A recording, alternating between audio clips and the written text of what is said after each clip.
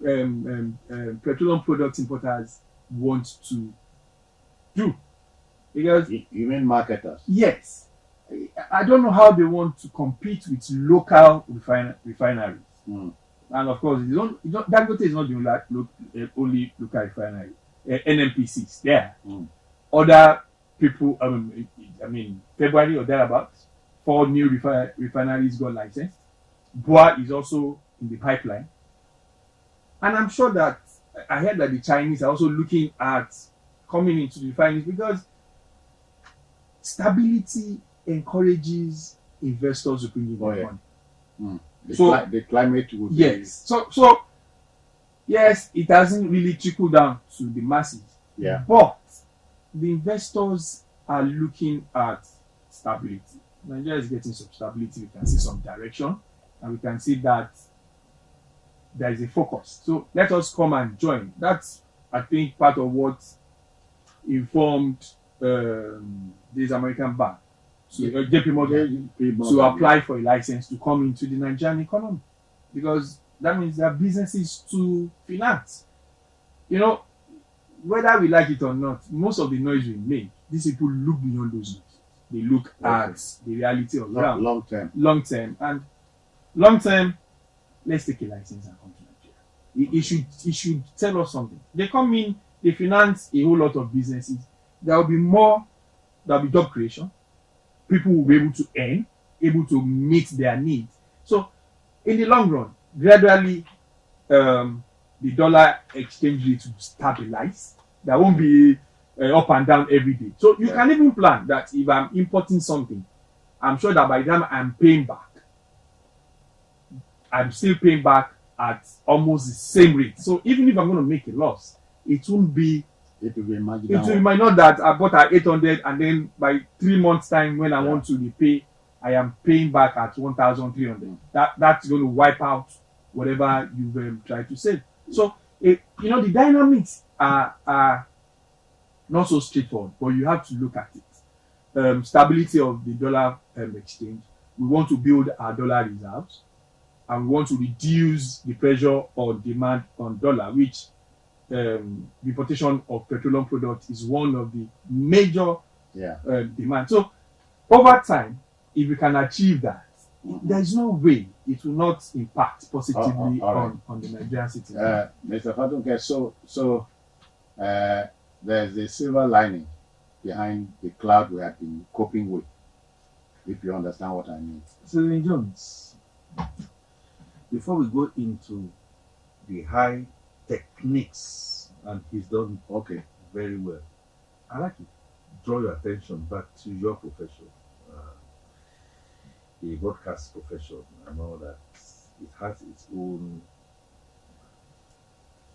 links and linkages.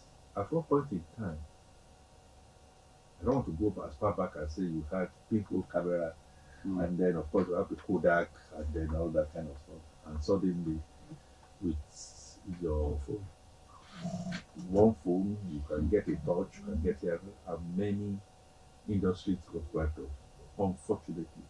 Now, those industries got wiped off, perhaps because they were not constantly doing their sports.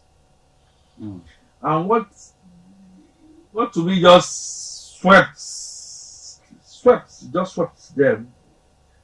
We can take 4, 5, 6 days, not hours, to begin to look and interrogate them.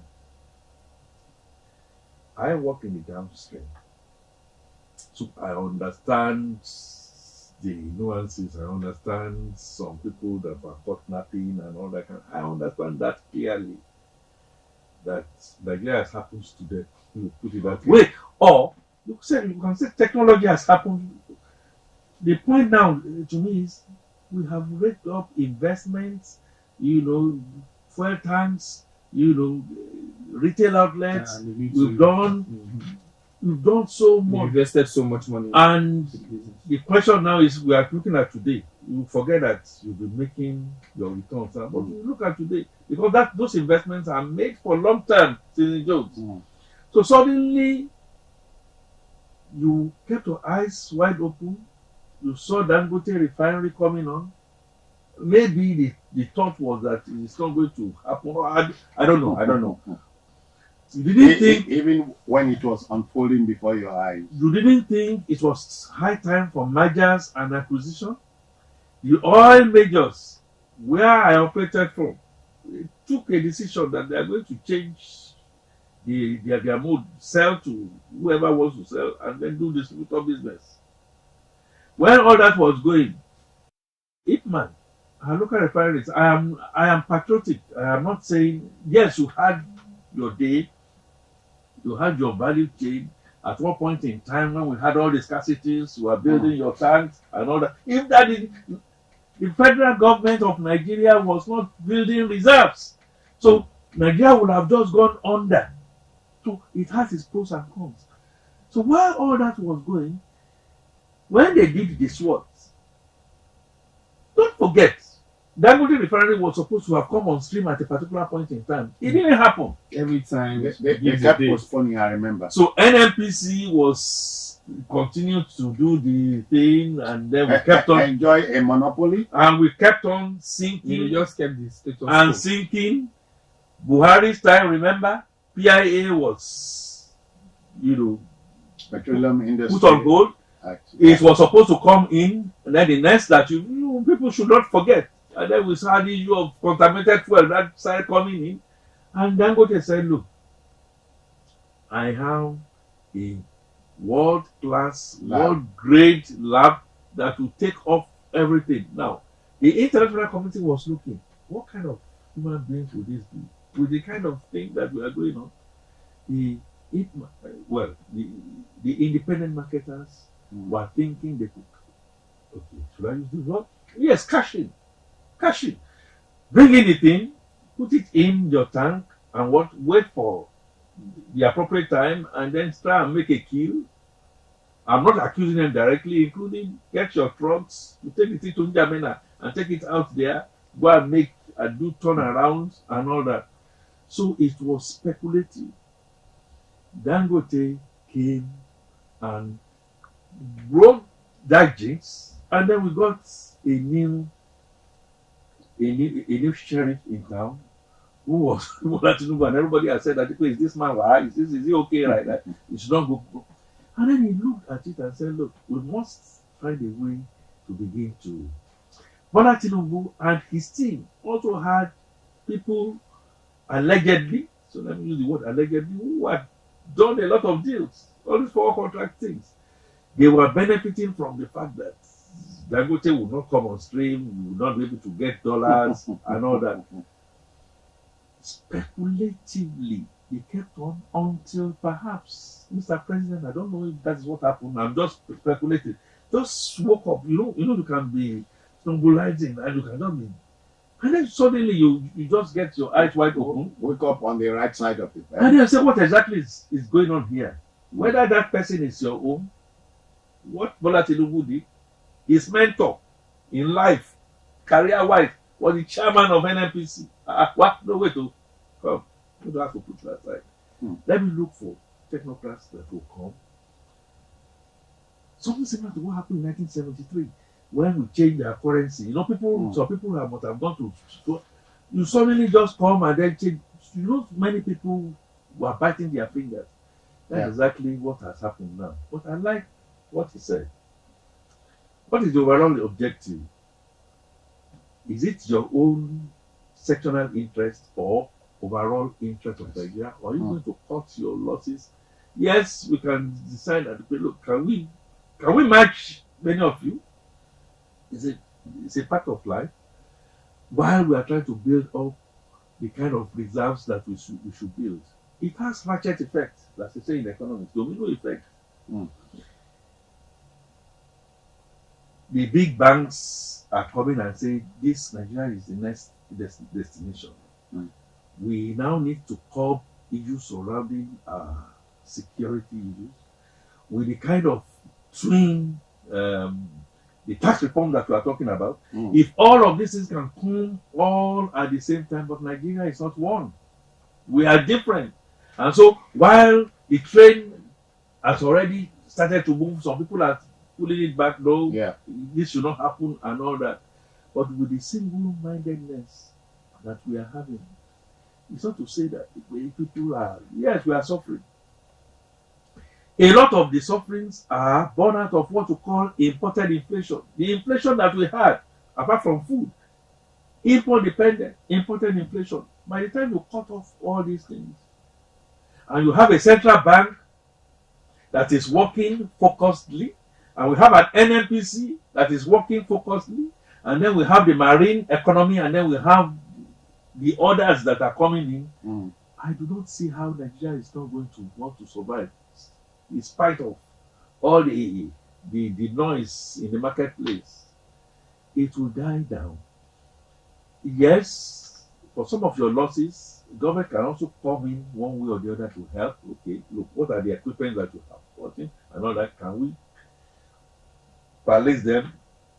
Can we lease them appropriately? Are they fit to requirements? You know, the Nigerian situation, we are just going to bring a torchlight and you say it is a generator and all that kind of stuff. And then we can then streamline and then go for the long term. There is also the issue of the politics. On this crude thing, can we maintain a situation where our production is not disrupted by the politics? You know what's happening in in River State, in the South, and Bayelsa, and the politics of, and all that kind of stuff. If we can put all that together, I see Nigeria in a trajectory that is great. BUA comes in. Yeah.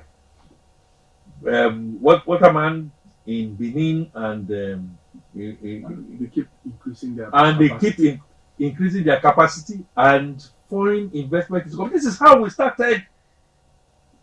That's how Mobile, Shell, Ajit of those days, so they all came in. They brought in all the things they need to bring in, and they begin to look at the bigger picture, and then you get well-honed human beings that can show transparency, can show accountability, and can show what you can call value for money. Yeah. The suffering will continue. We are still going to have to. It's like, say, you don't want to eat everything that you have. You want to plant it so that at least by the next season, you're not going to get heavier harvest. That is the direction that we are going. It's still on slippery slope. We need to play the politics.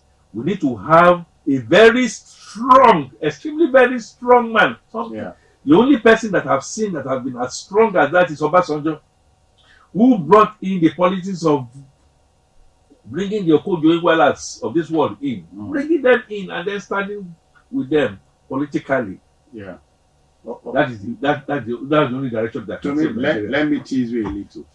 Apart from former President Goodluck Jonathan, every other president has been substantive oil minister. Yes. Looking back, would it say it had been a plus? And by extension, we say you pour oil on troubled waters, but when your oil becomes troubled, what do you pour it? Well, yes, the presidents were oil ministers, substantive, but the necessary policy that should be put in place. It took over 20 years for us to pass the PID, and that will have opened up the avenue for more investment to come into it. So by now, it's just now that last couple of months that we started hearing announcements of final financial decision for major projects that are going to start coming up again. For the past decades, there has been a downturn in oil exploration in Nigeria, and that's why we've not been able to meet up our OPEC quota, because production had gone down. The oil majors have left the onshore platforms. They have actually even sold. They are now concentrated their attention on offshore, and that's a whole lot of money. But you also have to look at, is this country stable? Now they are seeing that, okay, we can deal. Confidence has also soared because of the new set of people coming into NNPC. So people will bring in their money. they would increase. So when the president was saying certain target of 2 million and 3 million barrels per day, it's because they know that, well, we are showing working. The people that have the money will bring their money in, and then those fields that have been lying fallow would be activated.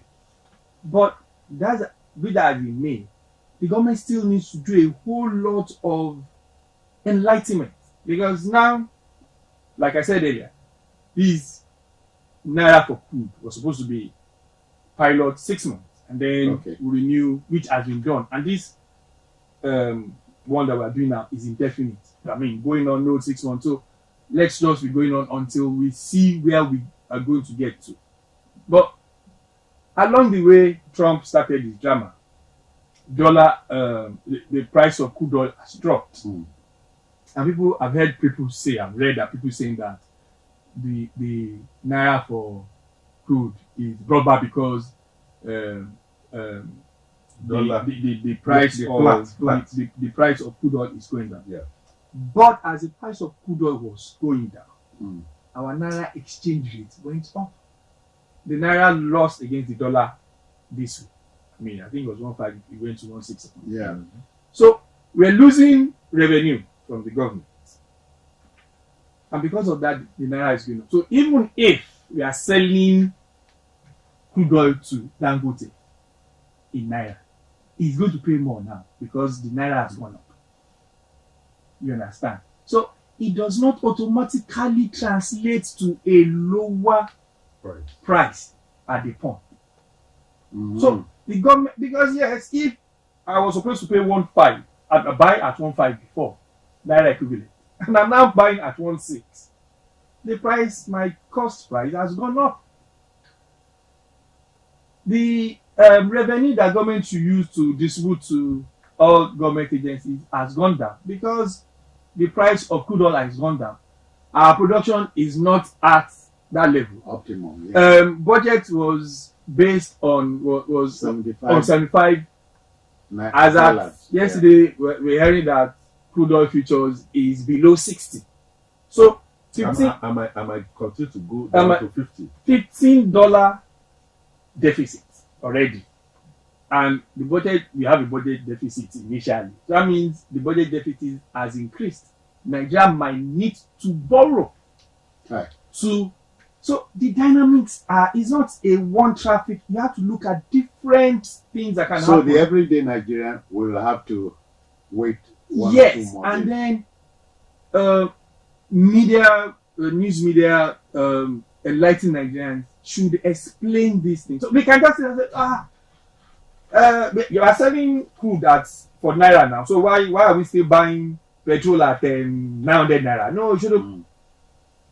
It's not now, one for one. Now you talk about enlightenment. I don't know what knowledge. I don't know what we must begin to take it home now. Now, what he has said is very, very important. You may know, and you know, but you go out there and begin to play politics, even with enlightenment. What we have just done here, within the time frame that we have, is to be realistic. I know you are gentle in putting that to the point, that it's not necessarily going to translate to lower prices at the pump. And these are the reasons. These are some of the things. It is either out of lack of knowledge, even from those who should know, even within, or out of plain cynicism, or we decide that we want to play politics. No, politics with the whole thing. I also want to say that we need to be very, very careful. Even though this, like you said, is a balance, we are already hearing some decibels noise from certain parts of the country. And that is the fact that, no, it should not be, some people that were appointed, which is largely false, is coming from a particular sector of the country. It's all intrigues that put our own people there. Your question to me is, being the substantive minister of petroleum, do we have any regrets going in? I would say yes. We should have regrets because we should be looking at governance. We should be able to have. But what Bola Tinubu has decided to do, in my mind, is to put technocrats in there and then just stay behind and give the feeling. Going forward, I think it's going to make life very, very easy for everybody. And you made a statement that, with the exception of Goodluck Jonathan, Goodluck Jonathan was not the substantive minister of petroleum. But we had a minister. No, I said every president except Goodluck Jonathan. Yes, it was not. It was not. And I'm saying we knew what we went through with whoever he appointed in there. I don't want us to go into all these things. So for forms of government, let's put contend. Whatever is best administered is best. Let's put right square in right holes. Attempt to put right square in right holes in CBN. Attempt to put right square in square holes in NNPC. It's already drawing a lot of flack. And people are already saying, no, it should not be. We want to go and form a coalition and all that kind of stuff. And then, well, I don't know. That will take us back to our vomit. And then we now begin to do start up again. Nigeria will thrive. The enlightened middle class, which is, I think, in my own estimate, are the ones at the engine of growth to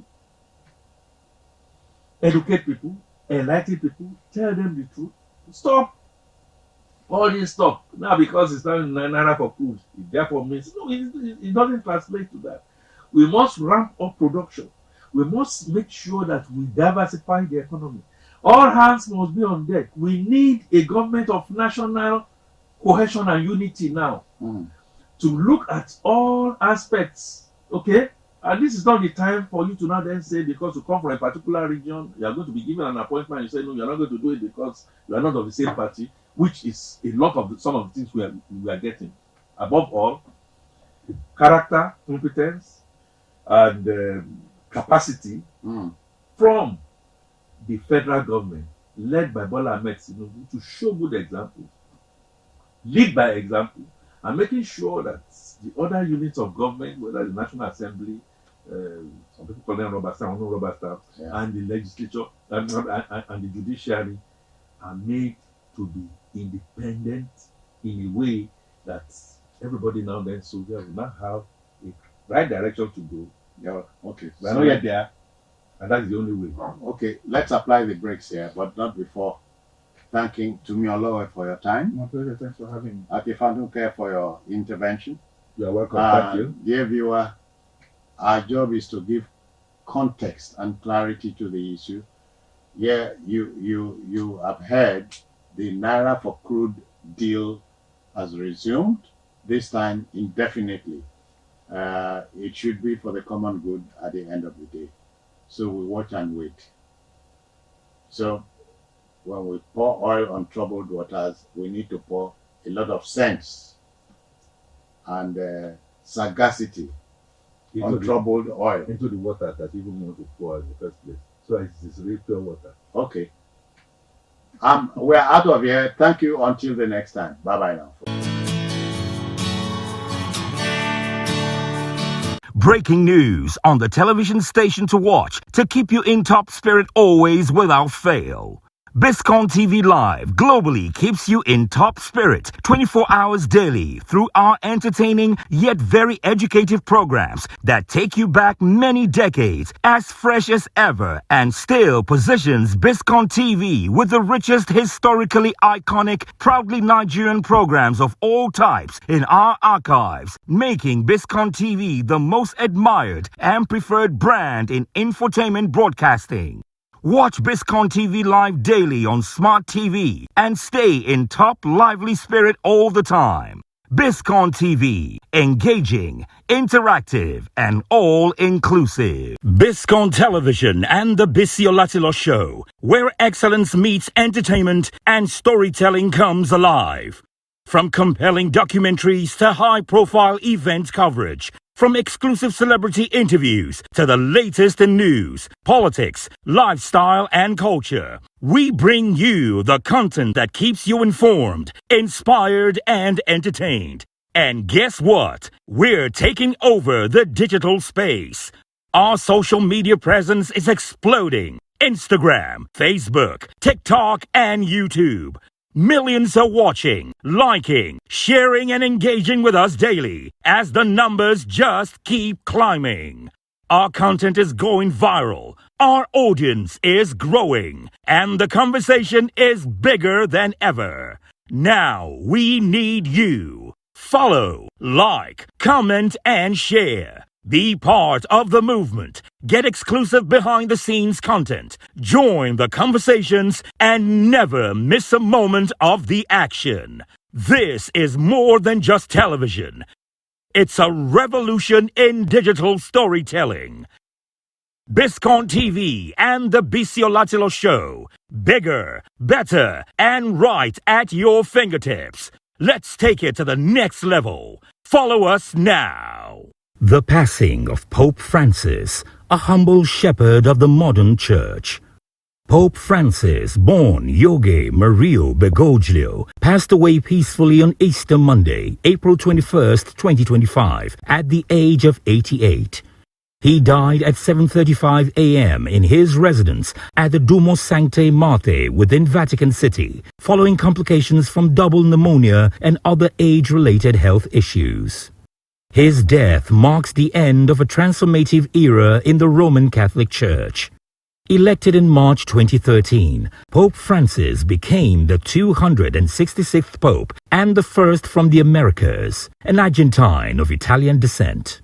He was also the first Jesuit Pope and the first non-European pontiff in more than 1,300 years. Known for his humility, simplicity, and deep compassion, Pope Francis took his name from Saint Francis of Assisi, a symbol of poverty, peace, and care for creation, values he embodied throughout his pontificate. Over his 12-year tenure, Pope Francis championed a more inclusive and merciful church.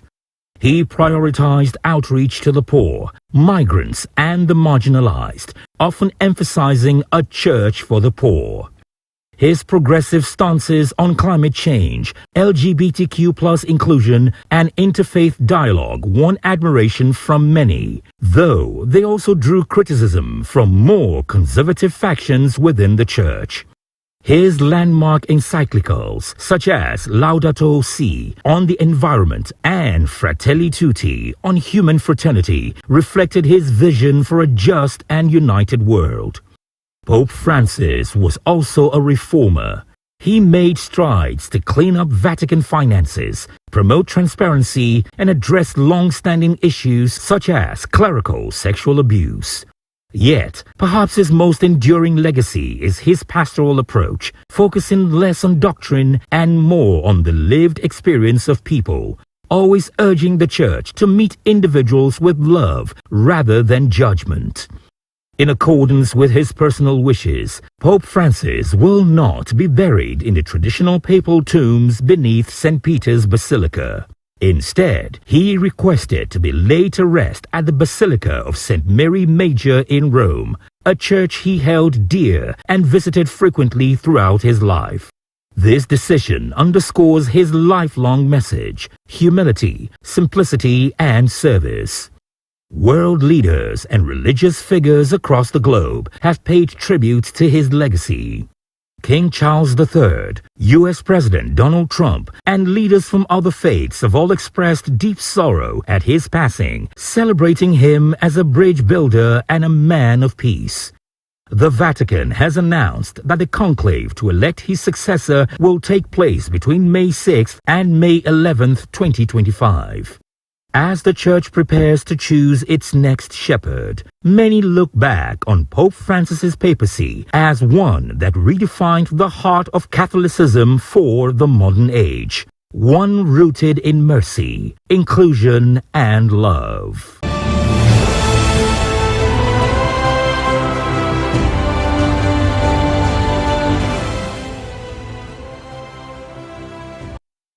On Wednesday, April 16th, 2025, a grand and heartwarming celebration in honor of Pa Sigmund Babalola and Ma Regina Atoke Joseph was held at the elegant Balmoral Convention Center, Sheraton Hotel, Ikeja, Lagos. The occasion was nothing short of historic, as it marked the joint 90th birthday celebration of the remarkable couple, born on the same day and in the same year, an extraordinary coincidence that added a magical touch to the day. The day commenced with a solemn Thanksgiving service, attended by a distinguished gathering of family members, friends, and well-wishers.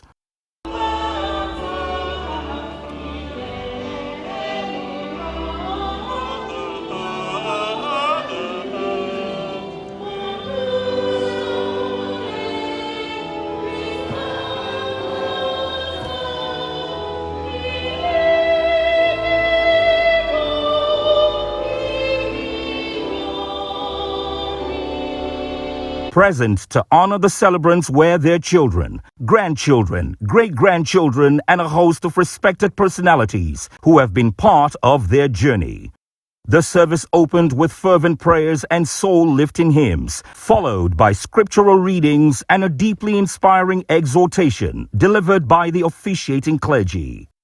Wọ́n ní ẹ sọ láàárọ̀ yìí pé ẹ ti dúpẹ́ lọ́wọ́ Ọlọ́run pé wọ́n mú yín rọ́jọ́ òní, kí ló tún kù? Ọpẹ́ náà ni. Ṣé má jẹ́ kán gbọ́ pé wọ́n sọ bẹ́ẹ̀ fún mi. Hallelujah. Indeed, the Lord is good to you. The Lord is good to you. He has been a faithful God, even in spite of your unfaithfulness. In all circumstances, God has been faithful and is good to you. And so today, we have come to celebrate God's faithfulness in your life. In fact, when I saw Mama dancing, Mama, you look to take away. Sinner advocate, don't put it to me. Mama, look take away. That is the goodness of God in your life. Ìyẹn fi hàn wípé àwọn tí wọ́n bá ń jẹ́ àtọ́kẹ́ wọ́n máa ń jó dáadáa. The Lord has shielded you from all the troubles, the thick and thin of this world, and God is still very faithful. When I sent a message to Sam this morning, I said, 2 peas in a pod. You are actually that. You are inseparable. And that's why God brought you the same year, the same month, and the same day. You are celebrating your 90th today. By the grace of God, you will continue to be strengthened further to remain a blessing to the generation of your children, grandchildren, and great-grandchildren, and all of us who are gathered with you.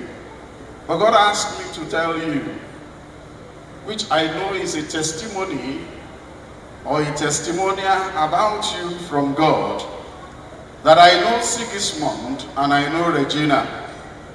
They have brought forth their children in the way of the Lord, and none of them will depart from it.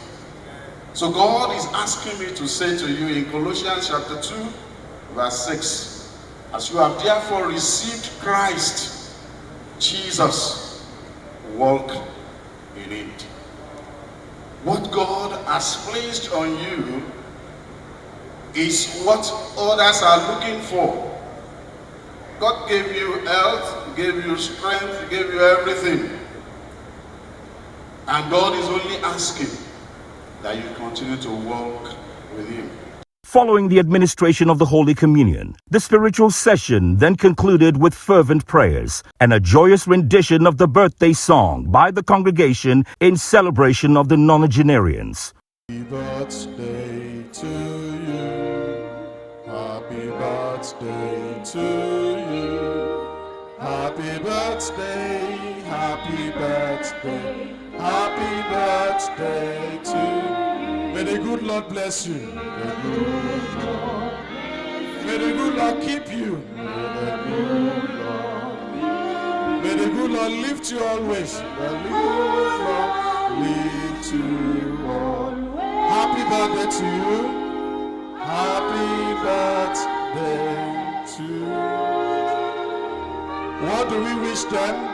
We wish you many happy returns of today, longer life, good health, sound mind, and prosperity.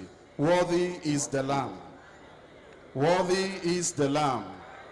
Worthy is the Lamb.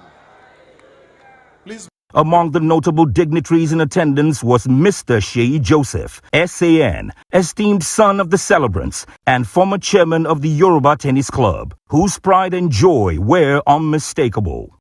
The event also drew the presence of media mogul Prince Bisiolatilo, chairman and CEO of Biscon Communications, Barrister Brother Olakunle Agbebi, chairman Yoruba Tennis Club, Brother Babajide Damasio, former chairman Yoruba Tennis Club, amongst others. The celebration was further graced by members of the elite social clubs, including the Yoruba Tennis Club, the Island Club, and the Metropolitan Club, who turned out in their numbers to honor their own. Following the service, guests were ushered into a lavish reception where a sumptuous feast and a vibrant ambience awaited. The hall came alive with a harmonious blend of classical and contemporary tunes provided by the ever-energetic Vintage Band, whose music set the perfect tone for an afternoon of celebration and reflection.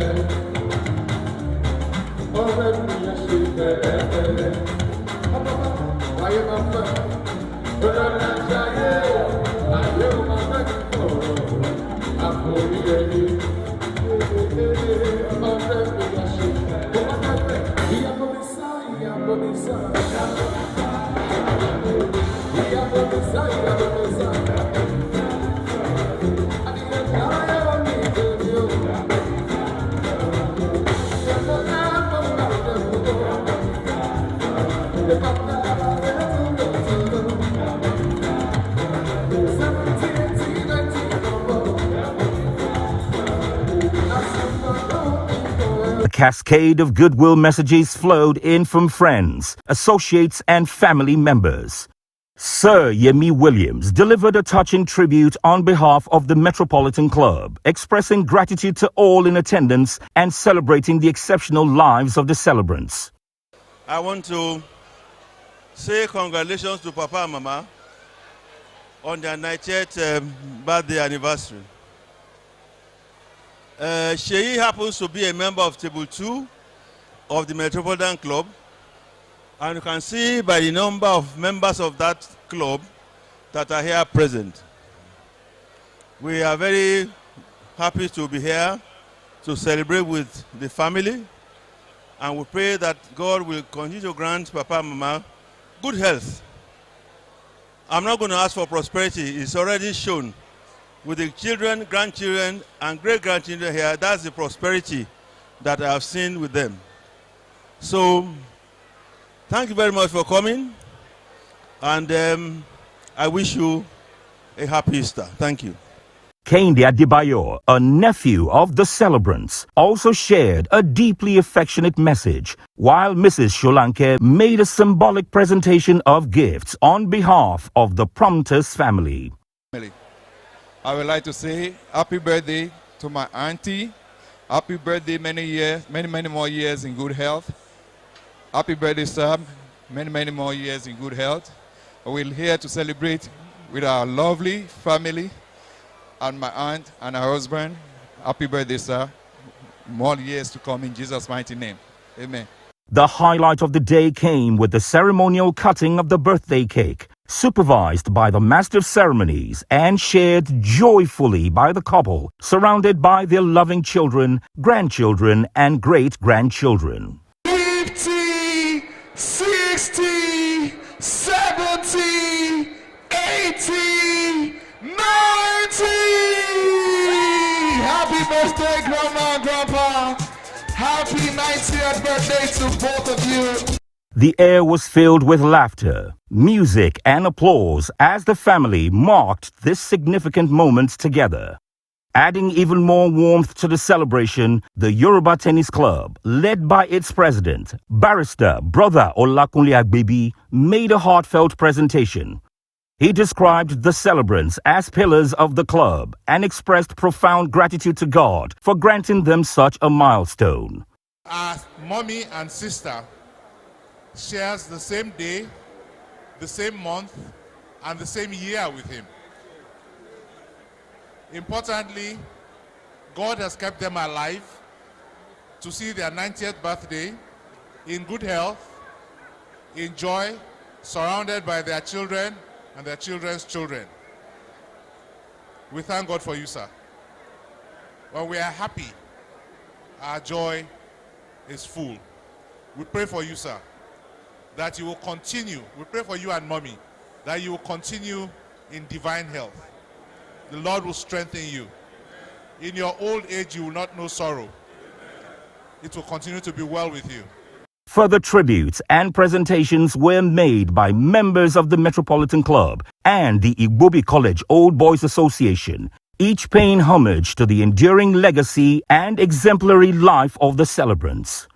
The vintage band returned to the stage and effortlessly reignited the room with vibrant tunes, drawing even the 90-year-old celebrants to the dance floor, where they moved gracefully and joyfully to the rhythm. The festivities continued into the evening as family and friends danced, laughed, and created lasting memories, bringing to a close a truly special day of honor, legacy, and love.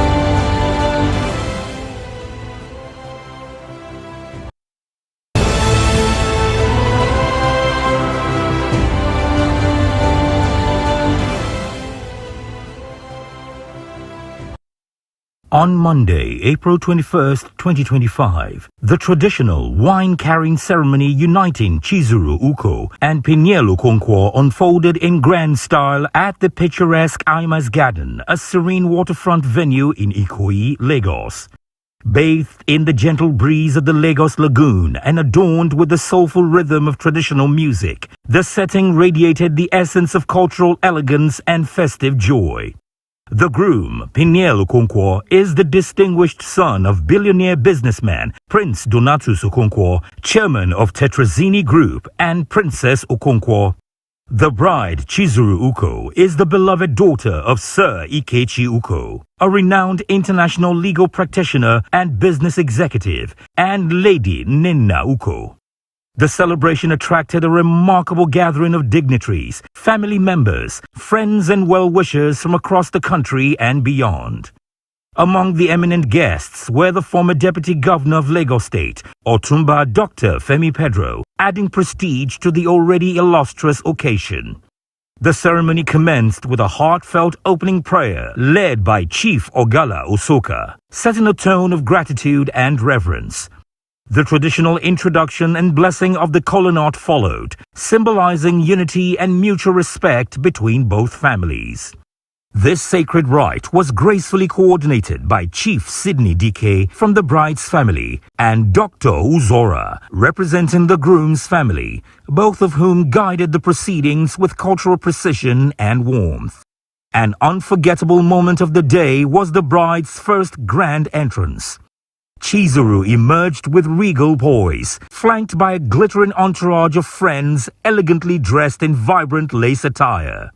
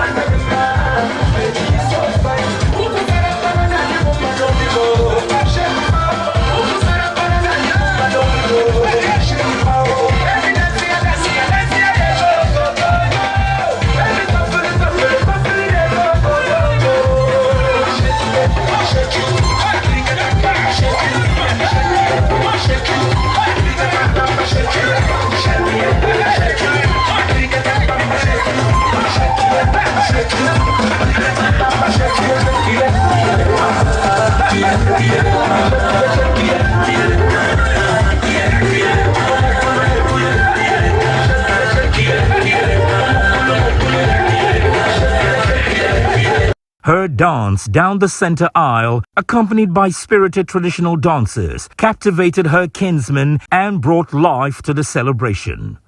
The joyful energy soared with more cultural dance performances by Orgy Entertainment, leaving the guests thoroughly entertained.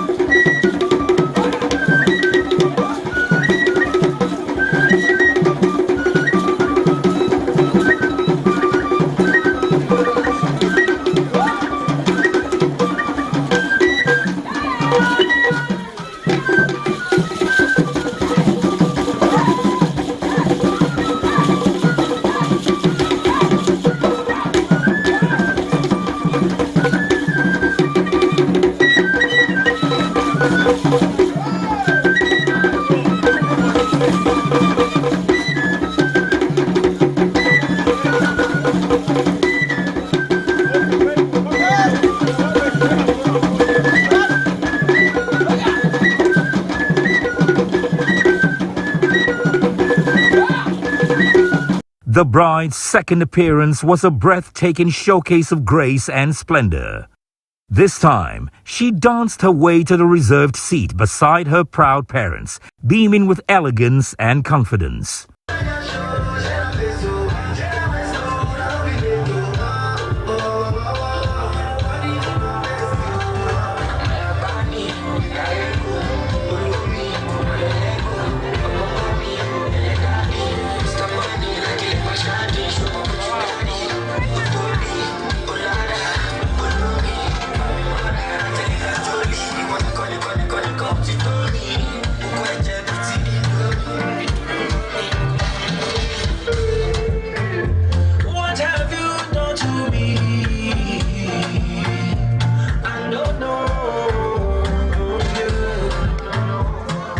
The symbolic highlight of the occasion was the traditional wine-carrying rite, in which the bride presented wine to her groom, officially sealing their union in the eyes of both families and ancestors.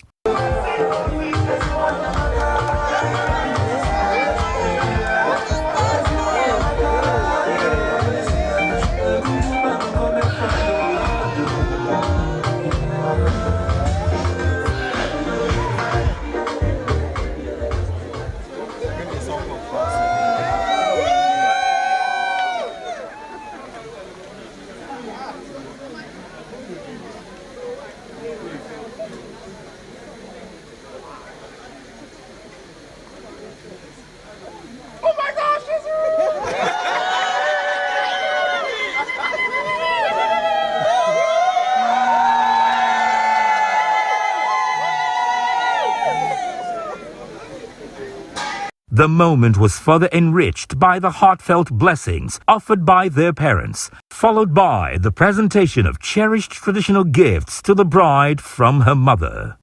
A graceful cutting of the cake was officiated by the mistress of ceremonies, leading into an affectionate romantic interlude and couples dance. Everybody give me a J. Give me an excellent E. Give me a sweet S. Give me a U. And another sweet S. What does it spell? Woo! Give them a round of applause, ladies and gentlemen. All right. So, ladies and gentlemen, at this time, because we haven't seen them. As twilight descended, the event took on a vibrant tempo with a mesmerizing fire dance performance that held the guests spellbound.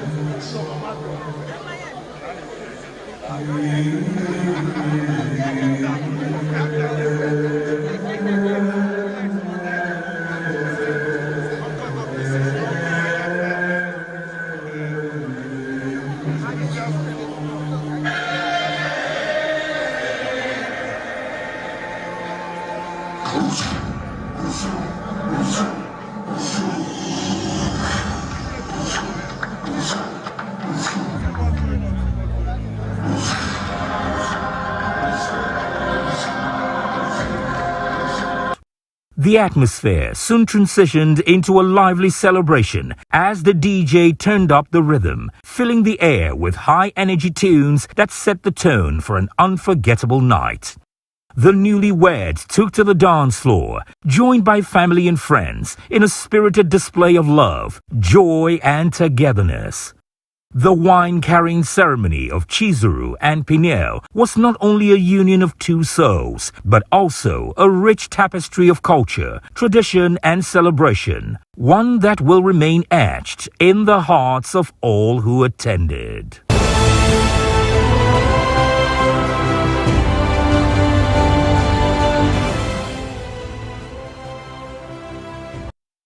Biscon Television and the Biscon Show, where excellence meets entertainment and storytelling comes alive. From compelling documentaries to high-profile event coverage, from exclusive celebrity interviews to the latest in news, politics, lifestyle, and culture, we bring you the content that keeps you informed, inspired, and entertained. And guess what? We're taking over the digital space. Our social media presence is exploding. Instagram, Facebook, TikTok, and YouTube. Millions are watching, liking, sharing, and engaging with us daily as the numbers just keep climbing. Our content is going viral. Our audience is growing. And the conversation is bigger than ever. Now we need you. Follow, like, comment, and share. Be part of the movement. Get exclusive behind-the-scenes content. Join the conversations and never miss a moment of the action. This is more than just television. It's a revolution in digital storytelling. Biscon TV and the Biscon Show. Bigger, better, and right at your fingertips. Let's take it to the next level. Follow us now.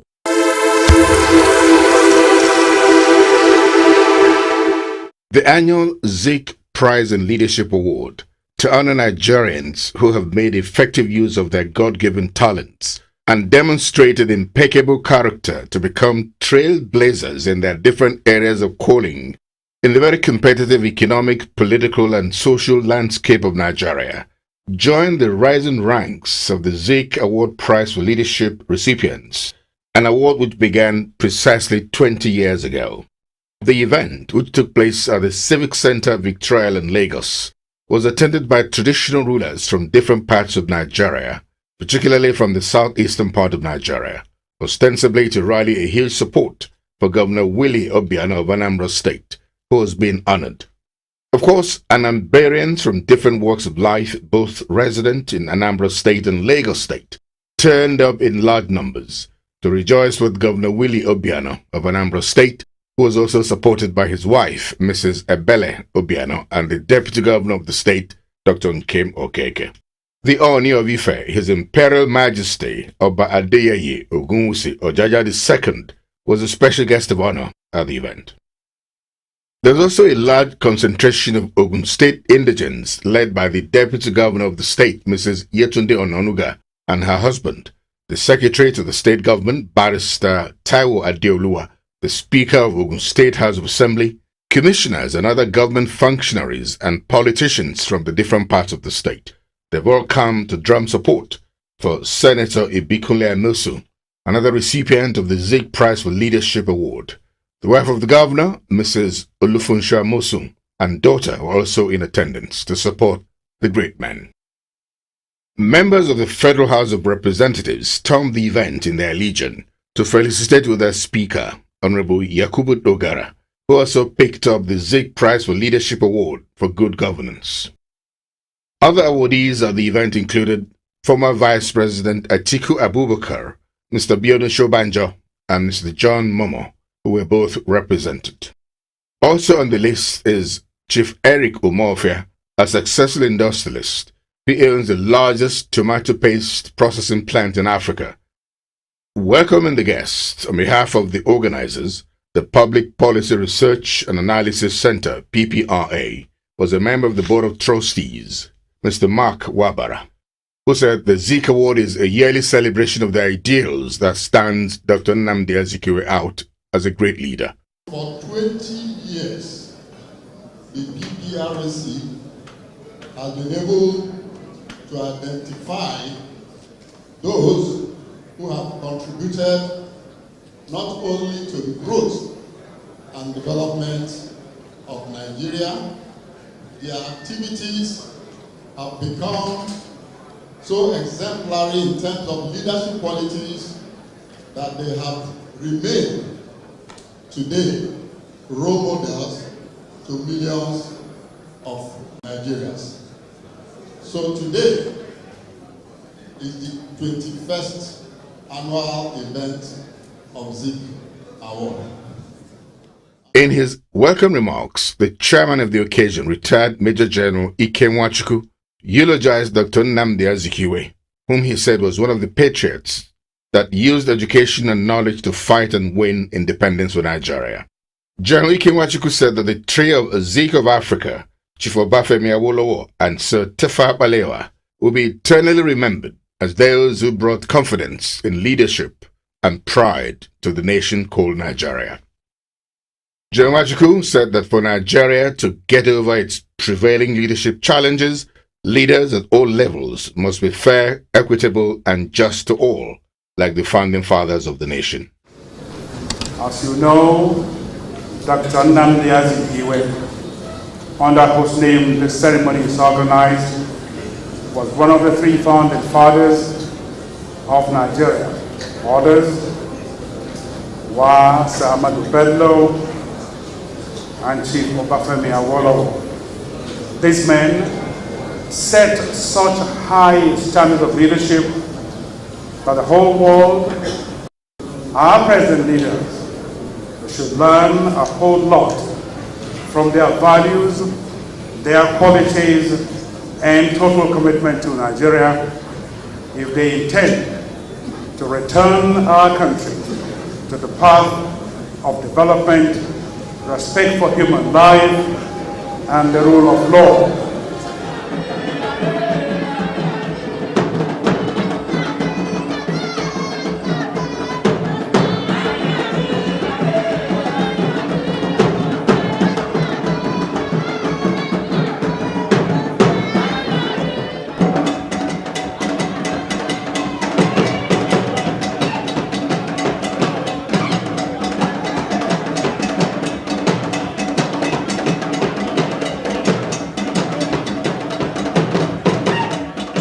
The first recipient of the Zik Prize for Leadership Awards was the Speaker of the House of Representatives, Honorable Yakubu Dogara from Bauchi State.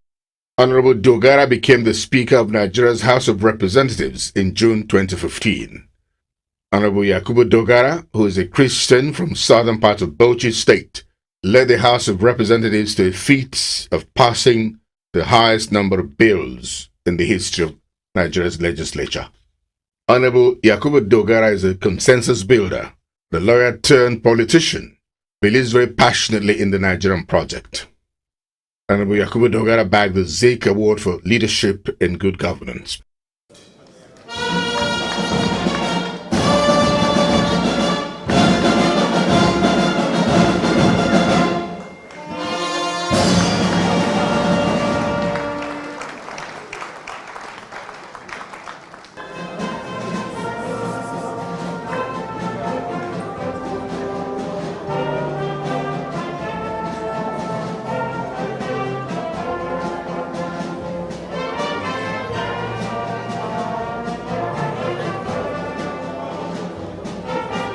Thank you very much. Thank you. So let me say that I dedicate my own award to my colleagues. Ours is a collegial leadership. Trusted me enough to make me the speaker, and they toil day in, day out to give me the support that's necessary for me to succeed. So the credit goes to them, actually, my immediate family, for the support, for being tolerant. They've had to endure almost a non-resident father. As soon as I'm coming in, I'm going out. I want to thank my family for the support, and thank you all, and thank the directors of this institute for this award. God bless us all. Nigeria is not a mistake. We will definitely succeed. Nigeria will definitely fulfill its destiny. Governor Willie Obiano of Anambra State was seen in many quarters as someone who veered into politics accidentally. He's an accomplished professional who was a top executive in Fidelity Bank PLC before he forayed into politics in 2012. He was also the chief internal auditor for Chevron Texaco Limited before politics. Chief Willie Obiano has taken Anambra State to great heights since mounting the saddle of leadership in 2014.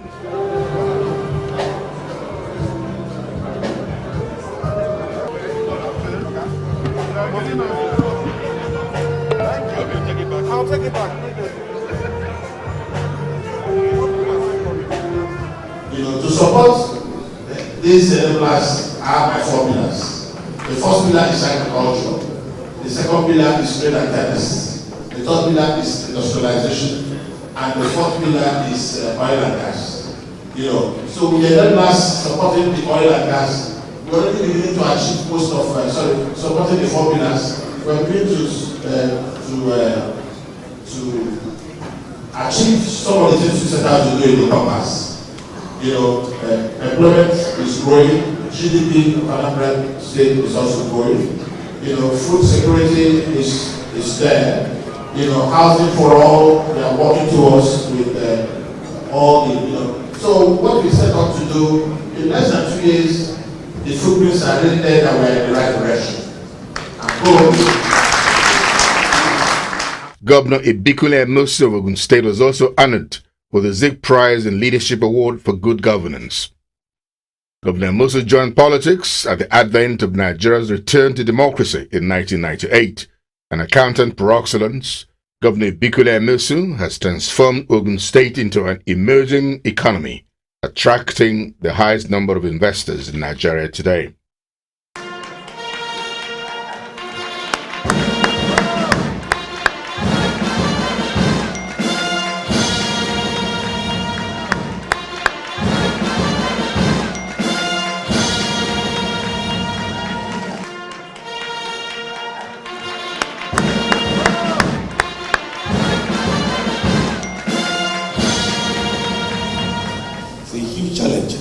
That we must not drop the ball. What they did those days, indeed, our job is well cut out. We must continue with that. So thank you for honoring me. Thank you, I really cannot thank you enough. We'll continue to do more. Yes, we cannot get to where they do, but we'll strive hard so that at least we continue in that brilliant way that they united everybody. They did so well. The economy was better. So thank you for honoring me. Well done, and well done. Chief Eric Umofia is a successful entrepreneur who has invested so much in agriculture. and today he owns one of the largest potato paste manufacturing and processing plants in Africa. Through the federal government backward integration program, Jigawa, Sokoto and Kano states will soon begin to produce tomato and provide job opportunities for thousands of workers.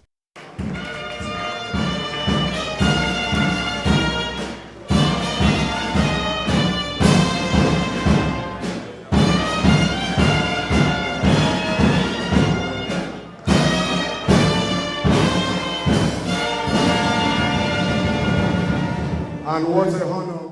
Former Vice President Atiku Abubakar, Mr. Biodun Shobanjo, Chairman of Troika Holdings, and Mr. John Momo, Chairman CEO of Channels Television, were also honored for the Zik Award for Leadership.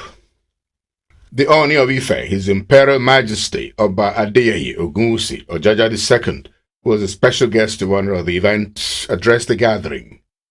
He urged all those who were given the very revered Zik Award for Leadership to justify the confidence reposed on them. They only urged all to contribute their quota to the development of Nigeria. They also said that the youths must be worthy ambassadors of their generation. Nigeria as a nation is a country that I'm very passionate about. We don't know what we have in this country. We don't celebrate ourselves enough.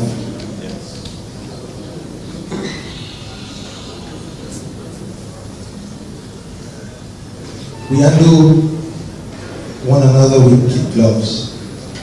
Our greatest strength is our diversity.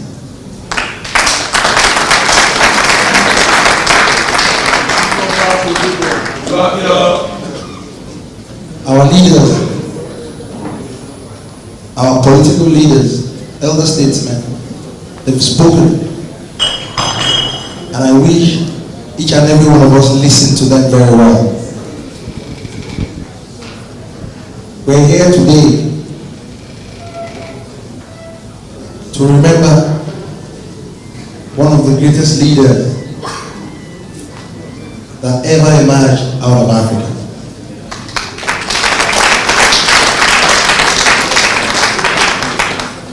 It is very evident he's been immortalized. What are we going to remember our leaders that are present here today? The awardees, what are we going to remember them for in the nearest future? It's a food for thought for each and every one of you. See you all next year for the Zik Prize Award for Leadership 2017 edition, God willing.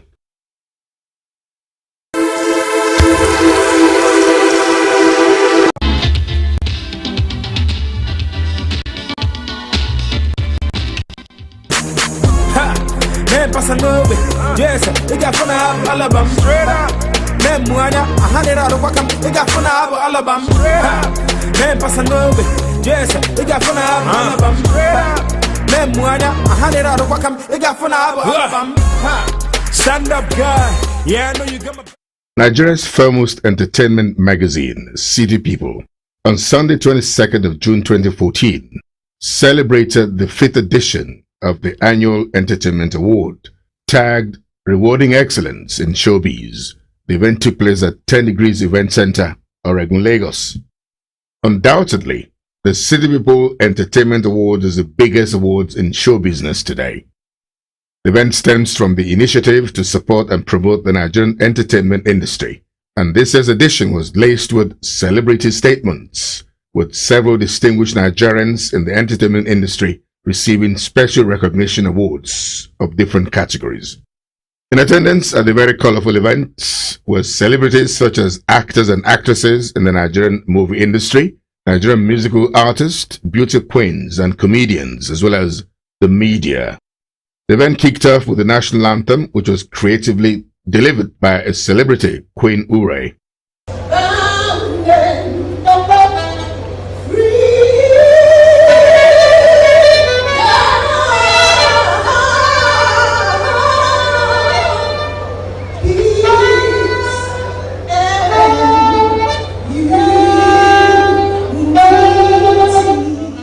This was followed by the opening address by the publisher of City People magazine, Sheikh Kende.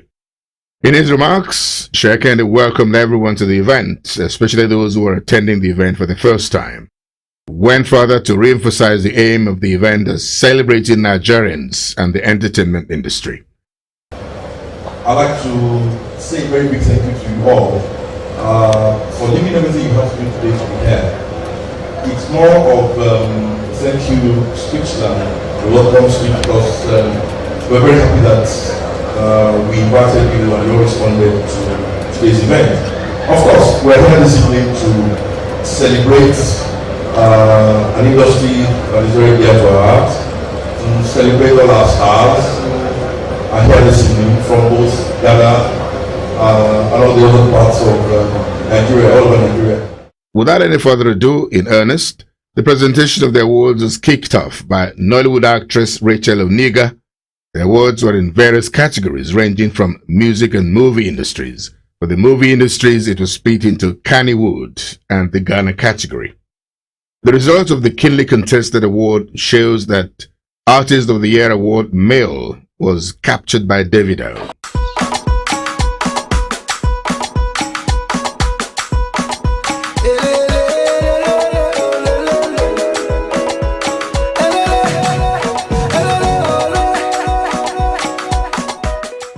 Artist of the Year award female, Tiwa Savage. Our lovely Tiwa Savage. And that's why this award has a special place in my heart. Best Musical Band of the Year, The Faith Band. The winner, the Faith Band. God the glory for this opportunity. But we've been on the scene for many years, but at this point in time, at God's own time, the award came to us. We give God the glory, honor, and adoration. R&B Artist of the Year praise. When I become rich and famous, all these places, but know who I am, cause I'll be a superstar. Cause before I'd like to give thanks to God Almighty for the gift. Also I'd like to say thank you to City People for this recognition. Thank you, Extreme Music. Record Label of the Year, Mathing. Bill goes to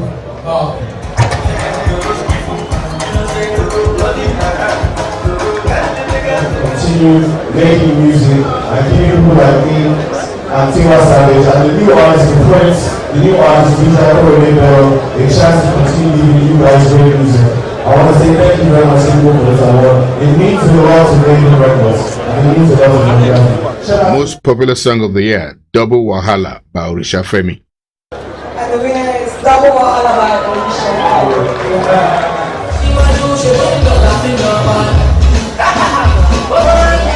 Best Collabo of the Year, Surulere by Dr. Seed.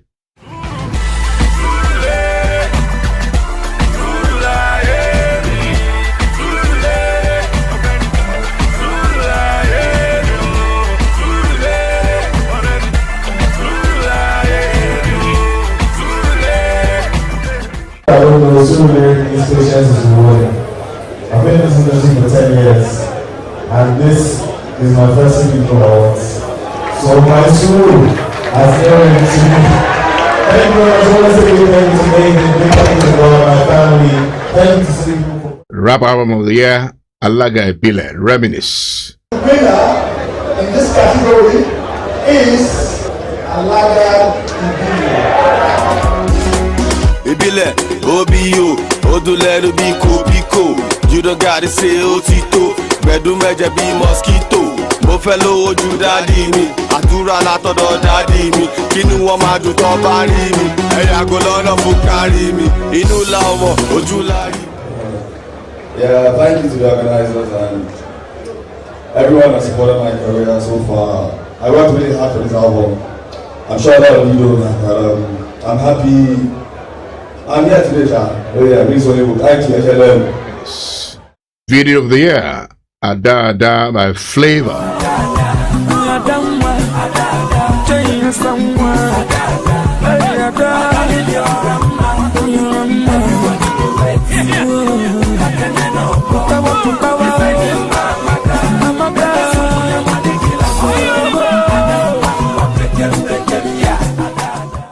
And now to the movie category. Best Actress of the Year English, Patience Ozokwo. I don't want you to stress yourself. I mean, for all I know, you may already be carrying our baby, and I wouldn't want to give you a back-stressing job to do. Best Actor of the Year English, Mike Ezeronye. See all these things we don't have school identity. Still in this state, I'm nothing. No, check out now. Me and you don't do things. I'm supposed to pass this level. I'm nothing. No, now. Look, it's my father that is the Senator of the Federal Republic. Me and you, we are still nothing. We are nothing now.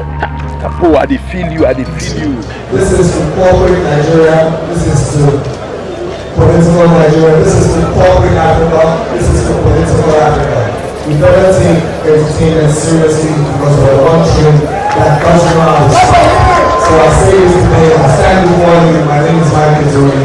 I'm an African. Nollywood Face of the Year, Mercy Johnson. We suffered, Mama. We suffered terribly. No brother, no sister, no father, no you. The only person who had words of hope for us was Nenuku. And she's gone. Best New Actress of the Year English, Juliet Mborukwe. And the winner is my sister Juliet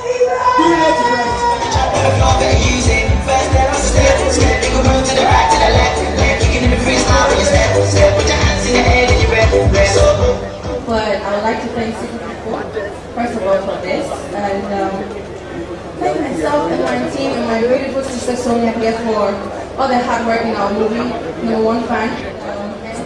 I thank God, my family, and everybody who voted for me. All the campaigns that were done online. Best Movie of the Year, Idemuli.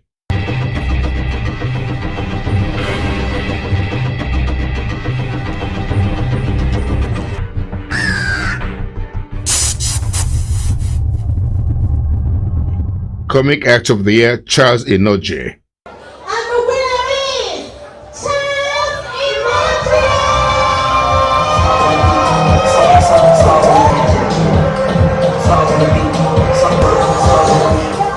This is huge. Huge in many respects. One, because it is coming from people who we see as our watchdogs for the examiner to say that you will pass. My brother, not the other thing. Best New Actor of the Year, Yoruba, Odunlade Adekola. Jáde lọ báyìí o, ò ní jáde lékú lọ́wọ́. Àmín.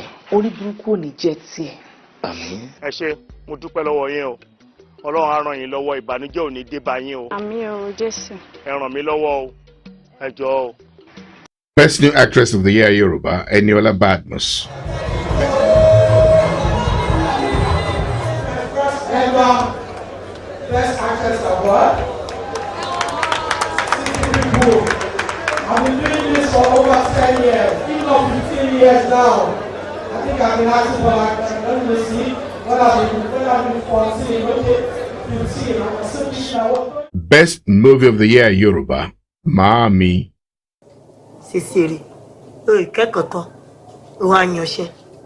Lọ́mọdún mélòó? Ṣebí lọ́la ni màá pọ́n ọmọdún 10. Lẹ́dàá mi, Ọlọ́run, orí bàbá mi lọ́run. Movie Director of the Year, Yoruba, Adebayo Tijani. Most Promising Actor of the Year, Yoruba, Tunde Owokoniran. Ẹ tún máa take time láti tún help àwọn less privileged. Sir, it's so impressive, sir. Inú mi dùn gan ni nípa àwọn nǹkan tẹ́ ń ṣe. Ọlọ́run á dẹ̀ máa gbé yín ga, sir. Right, on behalf of City People, Entertainment Magazine, organization, congratulations, I'd like to say a very big thank you to City People Awards, all my colleagues, everyone that's given me a chance to believe in me, thank you. Thank you for the vote. Most Promising Actress of the Year, Yoruba, Tamilore Martins Ojo. But then I give God all the glory for honoring me with this award. And I thank my friends all over there. And I'm using this opportunity to thank City People Entertainment Award Committee. Thanks so much. Thank you very much, city people. Thank you, everybody. And thank you, everybody, for the award. I thank my fans for voting. I thank everybody who is representing in Africa. And I promise to keep making you proud. Thank you very much. Best Rex of the Year English, Elvis Chooks. On behalf of City People Entertainment, I give you this one for job well done. I want to thank God Almighty who has been the support of all entertainers all over the world and in Africa. It's not an easy job what we're doing.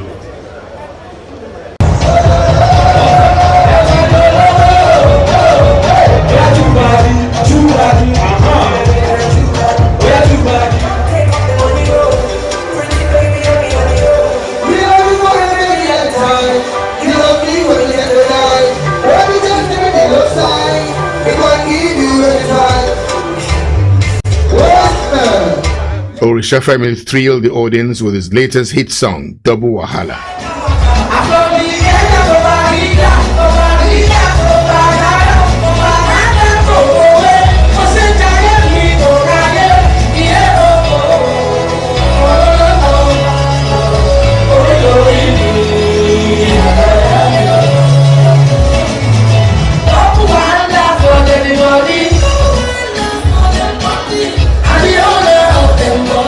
Afro-Juju music creator Sachina Peters went home with Special Achievement Award, while the likes of Adewale Ayuba, Pasuma, Ali Nuhu, Waleoni, King Wasiu Ayinde Marshall, Kate Adekpegba, Ernest Obi, Ngozi Nwosu, Steve Ebo, Don Jazzy, Timaya, Sundare, and Ibinabo Fiberisima, President of the Actors Guild of Nigeria, bagged awards for special recognition for their immense contribution to the growth of Nollywood and the entertainment industry as a whole.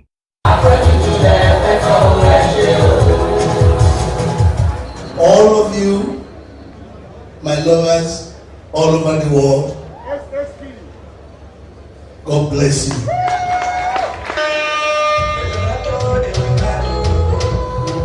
I love you all. I'll keep on doing what you want me to be doing. I love foodie music. That is what I know. That's my own calling. And I thank you very much. Without you people, there's no Dr. Adewale Ayuba. I'll keep on bubbling, keep on dancing.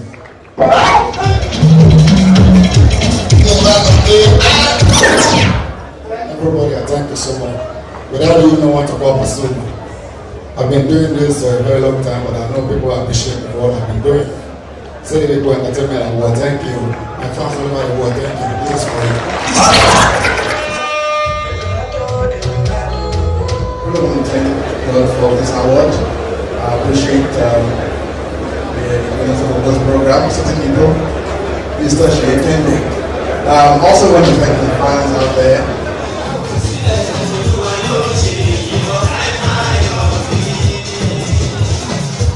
What City People is doing is discipline, recognizing everybody that we want to recognize. And to those of us that are here and not being given anything, it is an energetic way of telling you, keep on doing what you are doing, and we keep watching. And when the time comes, definitely you got your own fair share. Once again,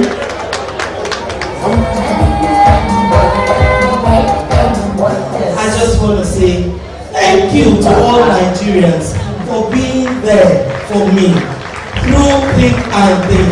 You guys were there for me. You guys showed me that I matter to you people. God bless you all. Wow, thank you very much. Thank you, City People. Thank you, God. Thank you for all the artists. Thank you for thank you all the medias. Because for me, I think without the medias and the DJs, presenters, we will be in this industry. Thank you very much. The 5th City People Entertainment Award was no doubt a huge success that sent every guest home happy and smiling, with great expectation of the next Entertainment Awards in 2015. See you all next year.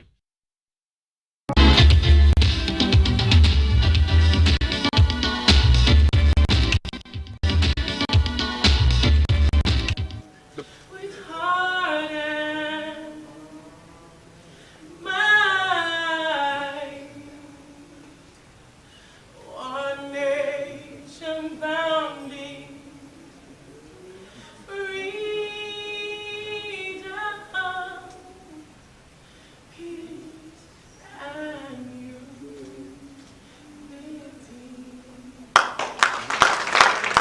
The African Child Foundation has again reiterated its intent of promoting good causes in the land with the hosting of the Nigerian Role Model Award 2015.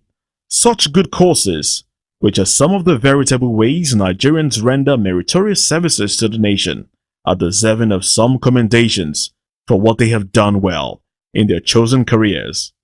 By and large, it sends a strong signal that Nigerians honor good works and personalities behind them, no matter whom and where they are. This is one way by which the African Child Foundation has made itself a force to reckon with. With its sponsorship of the Nigerian Role Model Award held on 1st of October 2015, the message is clear on the horizon to other Nigerians in other professional callings to register a presence on the award list in the next edition. Personalities and organizations were drawn from the oil and gas and power sector, broadcasting, entertainment industry, ICT, and the likes. The first personage to step on the honors platform as a Nigerian role model was Chief Ufoma Nicodemus Okwaga, a native of Delta State. A holder of a first degree at the University of Abuja with BSc honors in economics in 1995 and 1998. Also had his MSc in energy and petroleum economics from Delta State University in 2000 and 2001. Also in his kitty was a petroleum geophysics certificate from the Institute of Petroleum, Paris, France in 2013. His line of awards included, but not limited to, his emergence as a holder of Diligent and Hard Work Personality of the Year 1998 by Shell Petroleum. The list is endless. The presentation of the award was done by BC Olatilo. His prize medal award was equally presented at that moment under the watch of the representative African Child Foundation, Mr. Donaldson. In his acceptance remarks, Chief Ufoma Nicodemus Okwaga thanked all those who have made it possible for him to have performed well and emerged the choice of the organizers.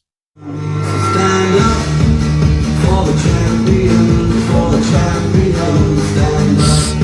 Hello. Stand up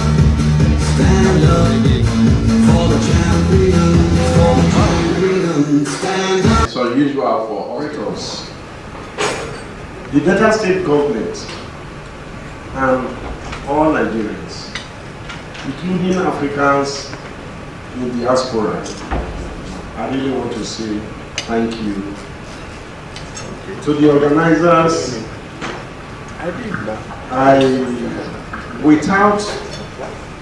It has been stated that whatever you are doing, they keep their eyes on you. A documentary was reeled out in which the Macon Group Limited was brought to the audience consciousness. Macon Group is one company which specializes in electric power engineering and, of importance, the building of electric plants. Its partnership with the federal and state governments has given rise to the construction of notable power plants. Its current ongoing project will soon be commissioned by President Muhammadu Buhari when completed. Macon Engineering bagged the Tax Compliant Company of the Year 2015. The award was presented to the representative of the company, and in his acceptance remarks, he thanked the organizers for selecting the company for the award. Lead me to my destiny. I have waited patiently. I have vision, I believe. I know I can count on me. So stand up for the champions, for the champions. Stand up, stand up. Before the award presentation resumed, it was time for the African Child Foundation's representative to call the attention of the audience to the prospects of the foundation. It was also a forum to make a passionate call on members of the audience to show concern for the aspirations of the foundation with their free will donations. As an NGO, the African Child Foundation uses the medium to interact, to raise volunteers, for our annual projects. This year, the African Child Foundation has commenced the Books, No Drugs African Child Foundation yearly project. The essence of the project is to reorientate our school pupils, the dangers of drugs. And in order for us to have a better society, we believe in a Catch Them Young program. A child who endorses in drug today, they take this drug in forms of, they call some of them roach, they call some of them various names. And these kids take these things as like a syrup. They put it in like a syrup bottle and they take it to school. You may feel that they're taking Coca-Cola or like a syrup, but they take drugs now. It's a plague that is plaguing secondary schools across the country. So the African Child Foundation has embarked on this project to sensitize, reorientate as role models we are in order for us to have a better society. Zizani Limited, owned by Arch Aliyu Oseze, a specialist in infrastructural development with over 25 years of hands-on experience, also won an award. Zizani Limited has carried out a number of projects which include roads in Lokoja, Kogi State, one of which is the biggest in the state. Arch Aliyu Oseze, who holds a bachelor's degree in architecture, is a native of Nasarawa State.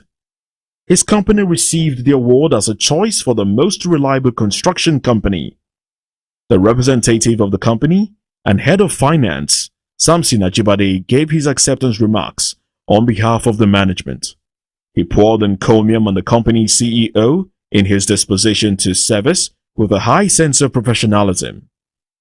He noted that being the choice of the African Child Foundation, it serves as an incentive to do more in delivering better services in the industry. I know I can count on me to stand up for the champion, stand up. Hello. Social Media Advocacy Award went to a young lady in the mix, Antonia Obiodili, who holds a master's degree from the Lagos Business School. With her hands on the plow in the ICT sphere ever since, she has not looked back. And her efforts saw her become the brand to beat in social media advocacy. She thanked the organizers for seeking her out for the honor. I have vision, no I believe. I know I can count on me to stand up for the champion, stand up. Hello. Stand up, stand up. First of all, I want to thank God Almighty for this special day in my life. I also want to thank my followers on social media. This is like a dream come true for me. Thank you very much, and God bless you all. Next on the bill was the Igbeyawo fame and thriller Orisha Femi. His award was presented to him by Dede Mabiaku. Prior to that, Dede admonished him to keep the focus on the goal of maintaining very good status he has reached in his career. He thereafter dazzled the audience with his evergreen song, Igbeyawo.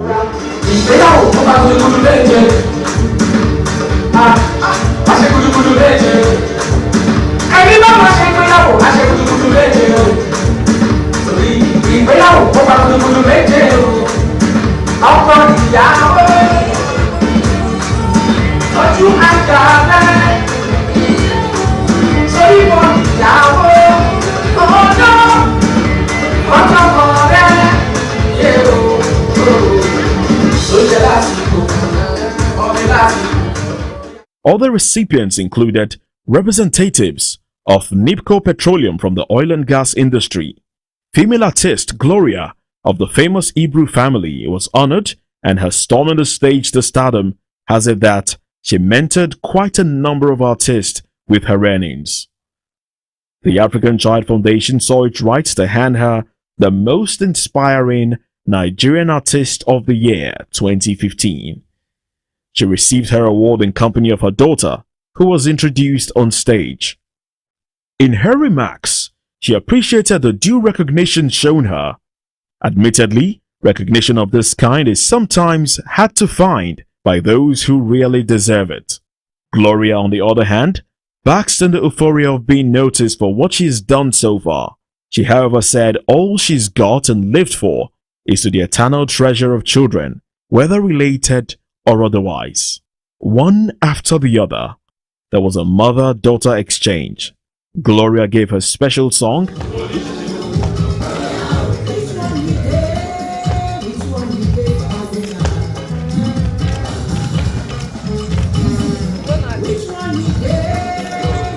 Praise God from whom all blessings flow. Praise Him, all creatures here below. Praise Him above the heavenly hosts. Before the award was done with, multilingual ace broadcaster BC Olatilo, ably accompanied by wife and a long list of associates who flanked him on either side, got an award. It was handed over to him by Dede Mabiako. In his remarks, Prince BC Olatilo, who shared with Dede similar likings as fans of the legendary Fela Anikulapo Kuti, was full of thanks to all those who showed up at the event of award of recognition. I have vision, no, I believe. I know I can count on me. So stand up for the champion, for the champion. Stand up, stand up for the champion, for the champion. So ladies and gentlemen, I'm really happy that this is happening. I want to thank my wife, who has also helped to keep this going. I say that in this business of ours that have kept the family for 34, going to 35 years, I think it's something to behold and to thank God for. I want to thank you very much, Mom, for that. A photo session at the event had those honored, their relatives, friends and associates. The event of African Child Foundation Award 2015 in recognition of role models came to an end on this good note.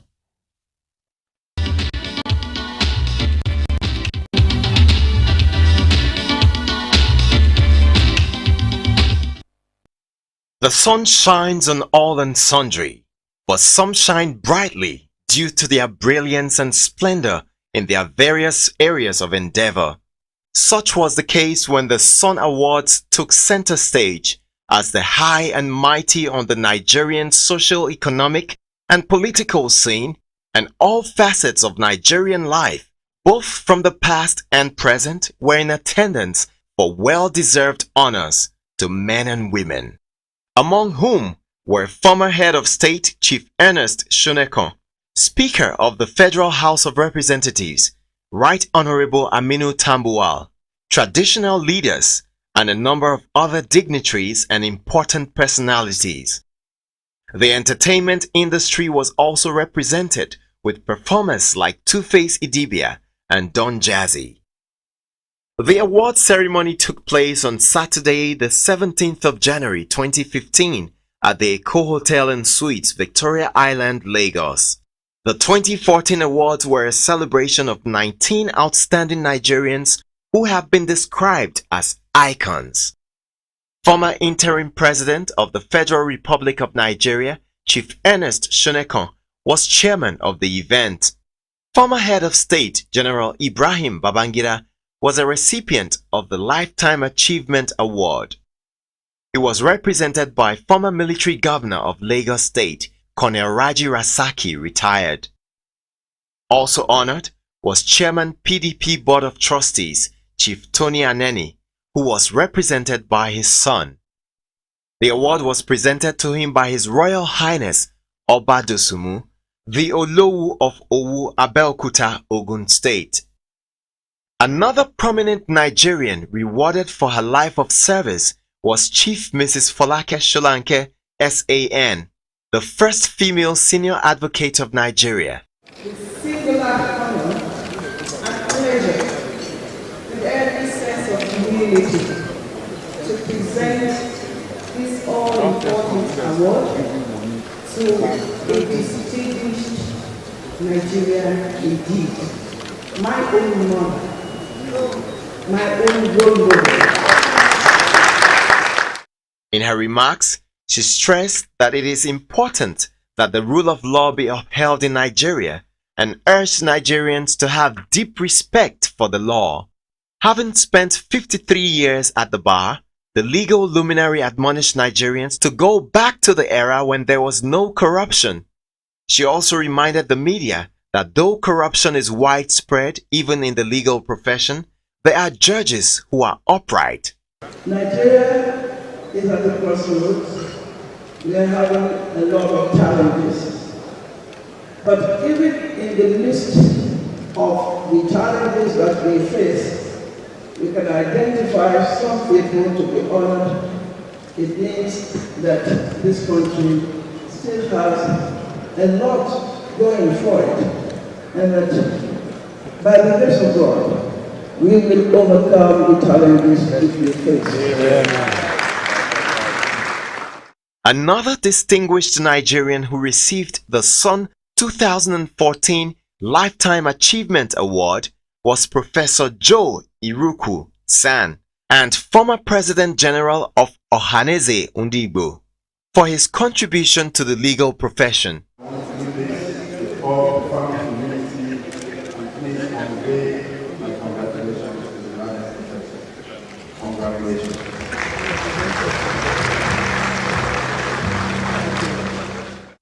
Next was Professor Jubril Aminu, a former Minister of Education of Nigeria.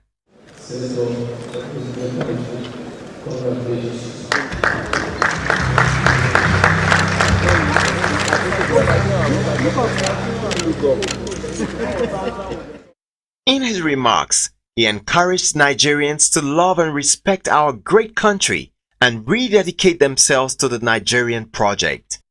Every mother will be treated by her children the way Nigeria is being treated by hers. No woman would agree to have a child.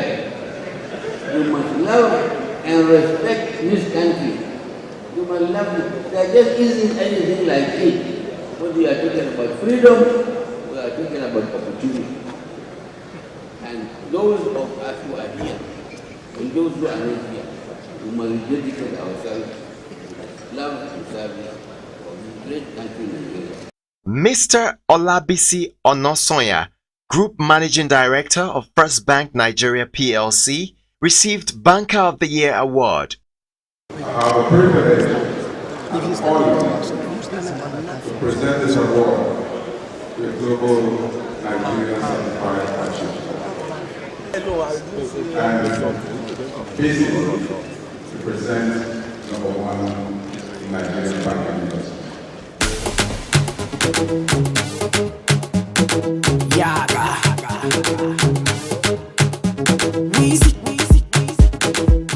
His first words were that of gratitude to the Sun newspapers and their millions of readers across the globe. Mr. Onosonya dedicated the award to First Bank PLC, customers of the bank who numbered more than 8 million, and to all Nigerians. Let me start by thanking the Sun newspapers. My wish and hope is that all other Nigerian banks would strive to be as professional as we are in First Bank. Thank you very much, and we thank God for this. The award for Businessman of the Year went to Dr. Ernest Azudialu of Nest Oil PLC. Dr. Taiwo Olayinka Folabi, Chairman of Cyfax, was also honored. The award was presented to him by the Honorable Speaker of Nigeria's House of Representatives, Right Honorable Aminu Tambuwal.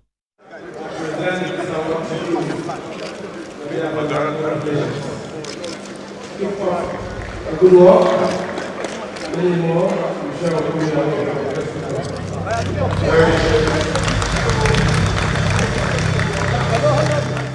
Also on the list of recipients of awards was Chief James Ezochukwu Uduji, who emerged Manufacturer of the Year.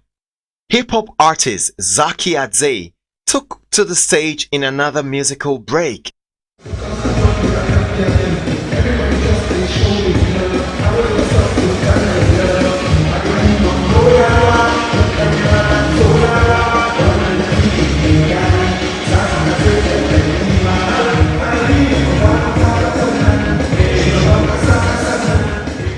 In the area of public service, the Executive Vice Chairman of Nigerian Communications Commission, NCC, Engineer Eugene Jua, emerged recipient. Other recipients in the area of public service were Jim Ovia, Chairman Zenith Bank PLC. Blessing Okagbare won Sportsman of the Year Award. Don Jazzy won Creative Person of the Year Award. The award was presented to him by Nollywood actress Chika Ike and singer Two-Face Idibia. On behalf of the Sun, I present this well-deserved award to you. Congratulations. Malik Berry, one day go, Black Diamond, Malik Berry, one day go, baby hello, City Banana. Nollywood Personality of the Year went to Kunle Afolayan. Yaga.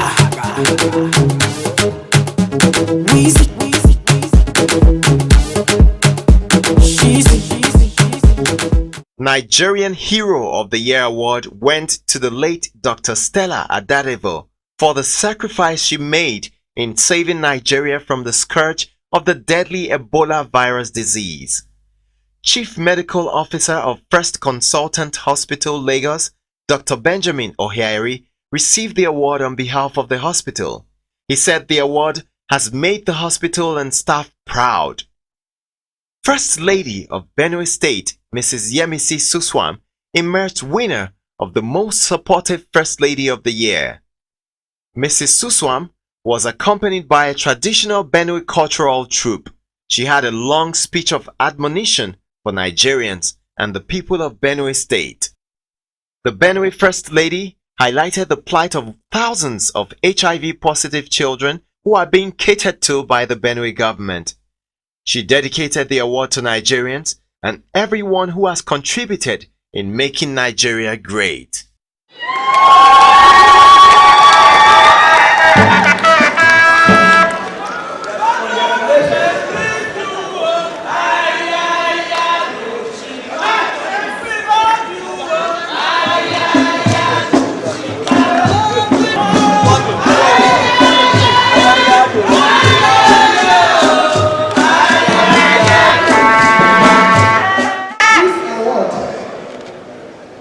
Highly appreciated by the great people of Benue State. It means a lot to us. Today is a special day. I have watched a couple of the previous awards by this organization, and I always watched it with admiration. I never knew that today I will be a recipient in my little corner back in Benue State with my humble contribution. I am grateful to you. Thank you. The Hospitality Man of the Year Award went to Chief Charles Undukwe of Colonnade Hotel, Ikoyi, Lagos. The Comptroller General of Customs, Diko Abdullahi, was also honored at the 2014 Sun Award. The Sun Man of the Year Award went to Sokoto State Governor Aliyu Wamako. The award was presented to him by Chairman of the occasion, Chief Ernest Shoneka. The governor was accompanied by Right Honorable Aminu Tambuwal, head of the Federal House of Representatives, and other important personalities.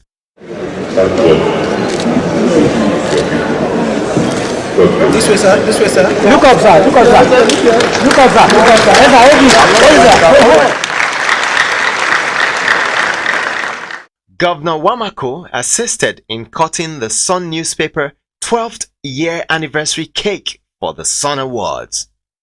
Past winners of the Sun Awards include Dr. Mike Adenuga, who was the maiden Sun Man of the Year, That was back in 2003.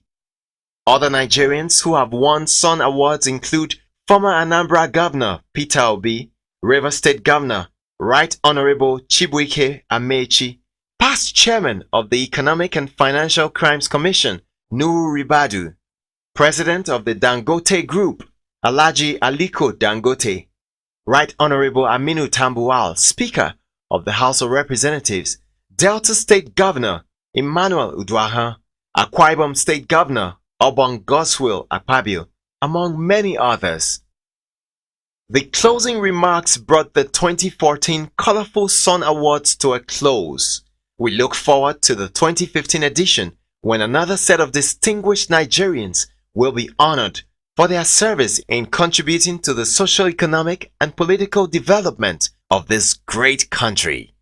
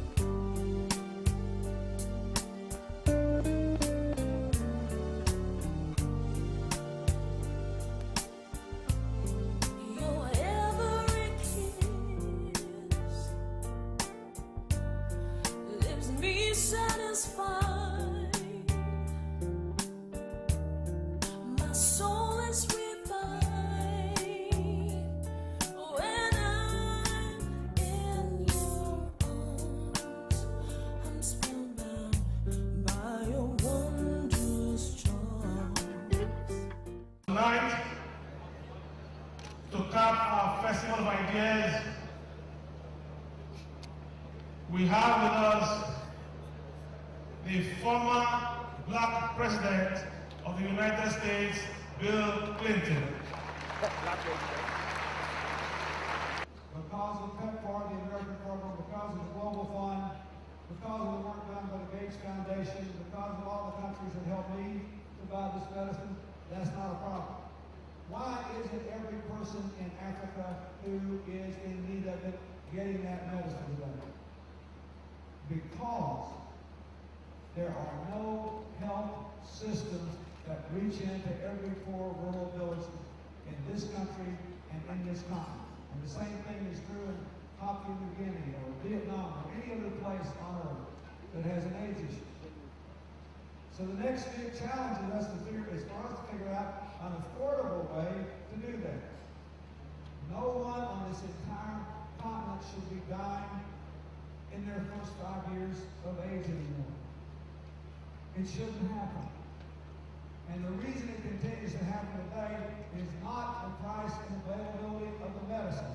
It is the absence of affordable, workable, sensible systems. In other words, it's not what and how much, it's how. So I leave you with that thought. I'm very upbeat about Africa's future. I'm upbeat about Nigeria's future. I think it's amazing you had 6.5% growth this year. We kill for that in America. And I hope you can keep it going in the face of this terrible global crisis.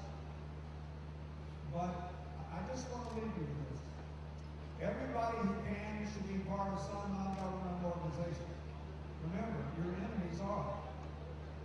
You all laughed when I said it, but Al-Qaeda is arguably, along with the Gates Foundation, one of the two most effective NGOs in the world. I want you to think about that.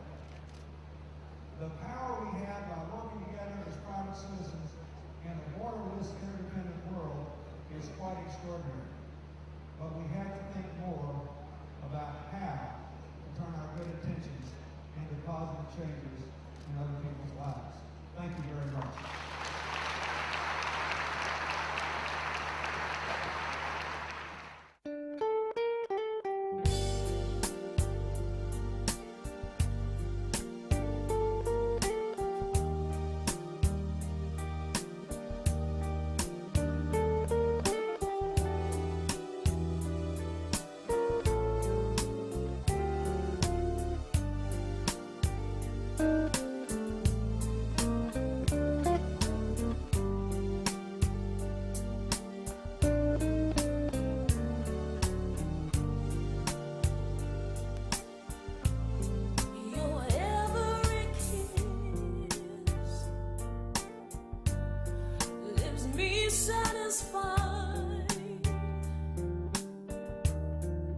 soul is revived when I'm in your arms. I'm spellbound by your wondrous charms. I will always hunger for you. I'll always be true to you. I'm no fool, for such a true love was sent from above. For real joy I have found in you. I will always hunger for your love. We'll go extra mile. We'll climb every height. We'll sail every storm till our sail be strong and our hearts never sing this song. I will always hunger for you. We'll go extra mile. We'll climb every height. We'll sail every storm till our sail be strong and our hearts never sing this song. I will always hunger for your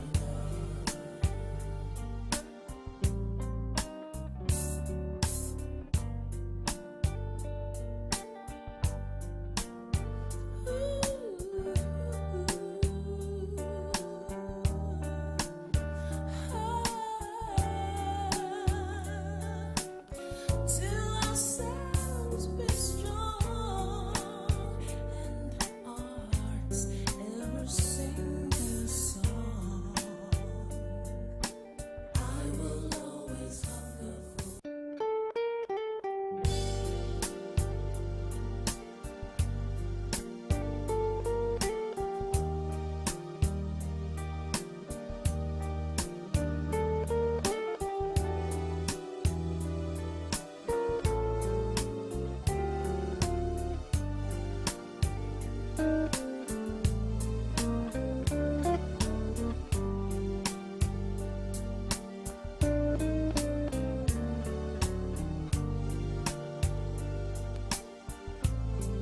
Your every kiss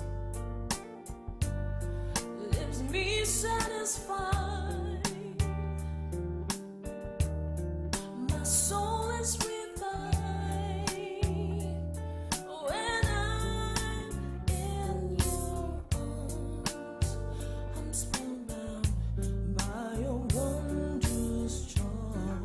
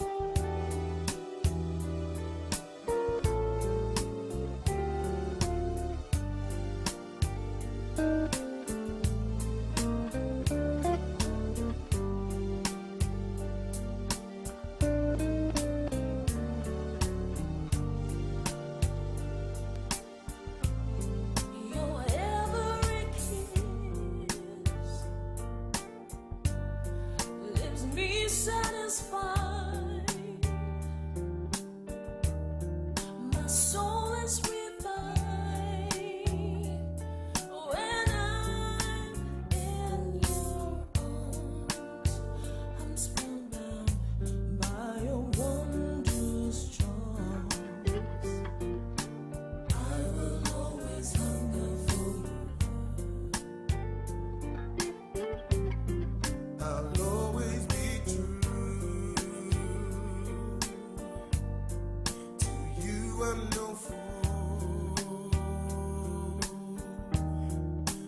Such a true love was sent from above. For real joy I have found in you. I will always hunger for your love. We'll go extra mile. We'll climb every height. We'll sail every storm till until we strong and our hearts never sing this song. I will always hunger for you. We'll go extra mile. We'll climb every height. We'll sail every storm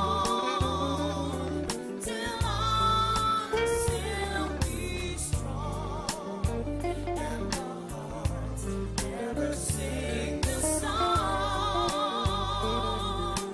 I will always hunger for your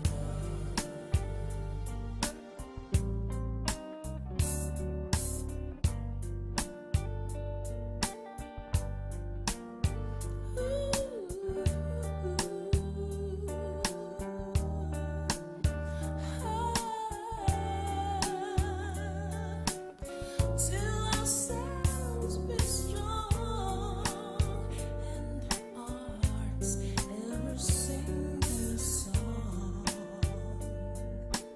I will always hunger for you.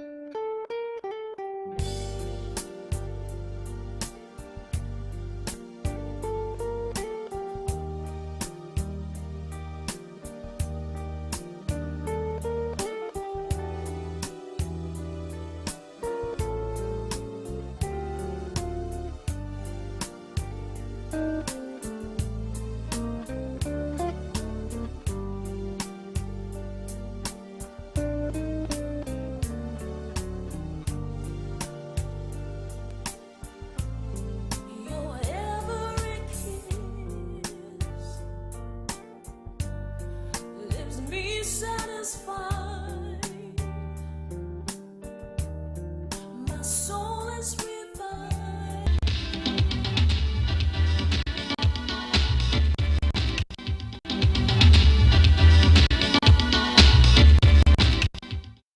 When Yes International magazine hit the Nigerian newsstands 3 years ago, its vision was to be the first choice of readers, advertisers, and all through quality stories, interviews, and useful tips, which will ultimately inform, educate, and entertain its ardent and loyal readers spread across the length and breadth of the country and even beyond our shores. In keeping to the tradition it started 3 years ago, to use the celebration of its anniversary as a veritable platform to do a thorough introspection on a particular issue of general interest to everyone, particularly germane to the growth and development of their businesses. The third anniversary of Yes International magazine also had a topic around which discussion was centered, with the theme Running a Successful Business in Nigeria. The event, which took place at the Institute of International Affairs, Victoria Island, Lagos, had advertising guru, Roman Catholic Knight and Chairman Zenith Bank PLC, Sir Steve Omojafor as Chairman. The Secretary to Ogun State Government, Barrister Taiwo Adeoluwa, was guest of honor, and Bisi Olatilo, chief host. The program, which was anchored by Benga Adenka I, had a robust presence of friends of the publisher, Azu Arinze, from virtually all areas of life, with a very huge preponderance of the guests from the vibrant entertainment sector of Nigeria.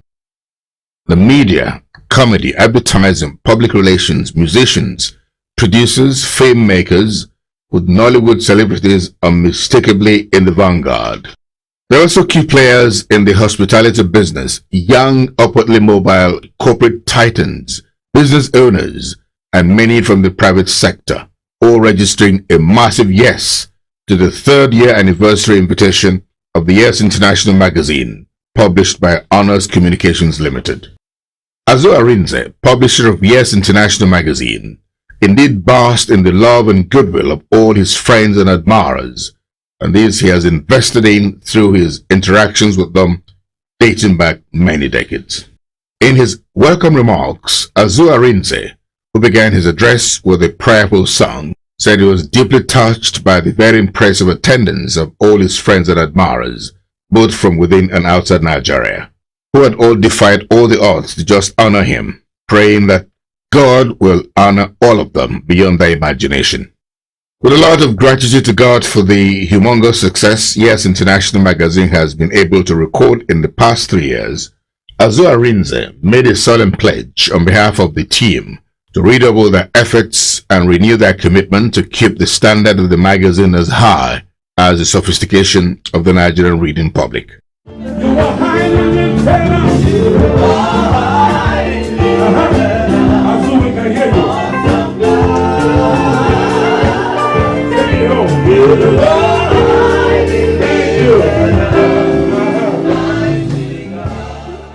I want to appreciate in a special way.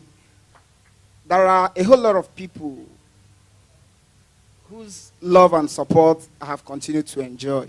The members of staff of Yes International, I just want to put it on record that without you, I wouldn't have been able to do anything. So I love you. I appreciate your support, and I appreciate the fact that you've always been there for us. This is our 3rd anniversary. We are going to do 30. We are going to do 60. We are going to do 90. God will always be there for you. In his opening remarks, the chairman of the occasion, Sir Steve Omojafo, who was a consummate journalist before he veered into advertising, where he broke all grounds to dominate his environment, and currently the chairman of Zenith Bank PLC, congratulated Azu Arinze for the success of Yes International magazine in only 3 years. He said he was particularly impressed with the huge quality audience that attended the event, among whom are the wave-making celebrities in the almighty Nollywood industry, most of whom he said he was personally making a direct contact with for the first time. He praised Azu Arinze for what he called his special attribute of relationship management, which was a simple magic that has brought together that kind of huge and quality audience, especially on a day that is a working day with a traffic hiccup. He concluded that Azu Arinze indeed has friends whom he must do everything possible to continue to keep. The chairman, Sir Steve Omojafo, who availed the distinguished audience his rare experience of successfully straddling virtually all sectors of life in his close to 70-year sojourn on earth and over 45 years of active service, advised the youth to go into creating employment for themselves, because the likes of Azu Arinze have shown clearly that it can be done if they put their minds at it, as saying in the roaring success of Yes International magazine, a business run by an enterprising youth with a resilient and indomitable Nigerian spirit. Starting off a business and making it successful, first and foremost, you've got to believe in yourself, you've got to believe in your God-given talents, and you must be ready, very, very ready to work your ass out. Hard work is one thing that you cannot compromise.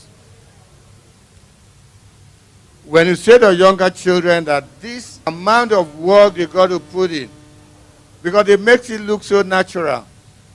They make it look as if all you got to do is just stand in front of the camera and just go on blabbing and that is it. It's a whole load of hard work. Yes Classics, a special edition of the Yes International magazine, which features special interviews with young, middle-aged and old war horses and boardroom gurus and entrepreneurs on the success strategies that propelled their businesses to the top, was unveiled by Femi Adesina, MD of Sun Newspapers and President, Guild of Editors.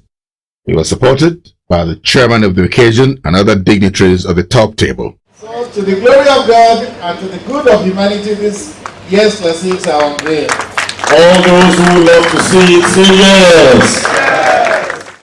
Femi Adesina also commended the hard work, tenacity of purpose, and zeal with which the Yes International Magazine team have driven the project to the height it has attained today.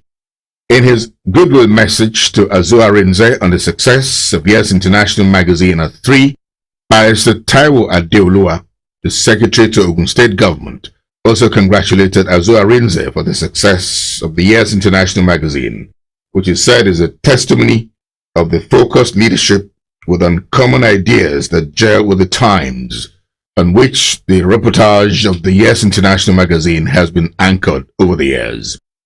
To have been able to surmount the very harsh business climate, especially in the newspaper and magazine industry, where so many have become moribund before too long, is indeed worthy of commendation and emulation by everyone.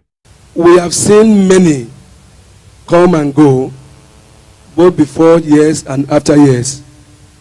I keep wondering what happened.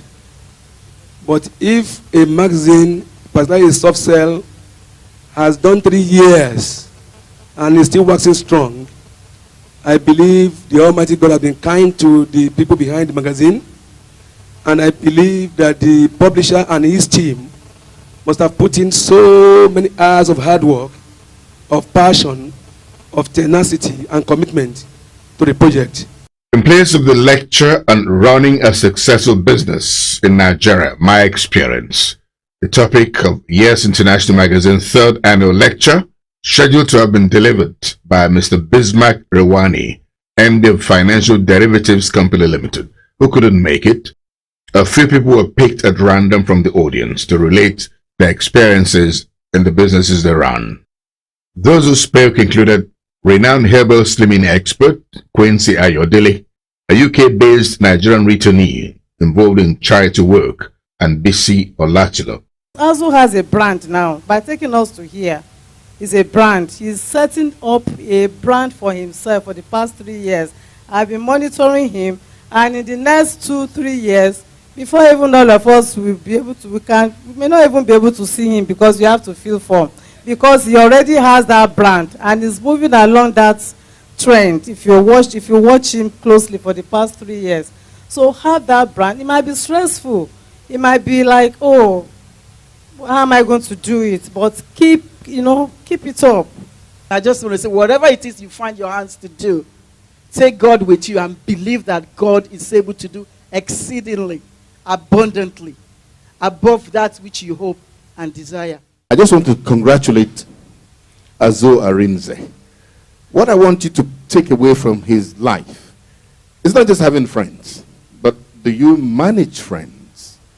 They call it friendship or relationship management. And you heard his story, the way he reeled out all the friends that he's had from the beginning to now. And I think that is one lesson I think I should sell to all of us. We should not be lost on us. It's very instructive, and I'd like to congratulate him. The cutting of the anniversary cake featured Azu Arinze, his wife, chairman of the occasion, and other dignitaries and celebrities, as the massive ceremonies Benga Adenga I conducted the exercise. We're all going to spell yes. And when we say yes, you say, God, do something new in my life. Are you ready? Give me one why. Why? Why? Why? E-S. God, do something new in my life. Charge! There is God. The very memorable, exciting, and colorful 3rd anniversary program of Yes International Magazine ended with a musical explosion that saw Globocom ambassador Sammy Okpozo, the guy that brought a lot of swagger into gospel music, in his elements, as it dished out favorite hits that got everyone on their feet, dancing and gyrating to the end of the very exciting show.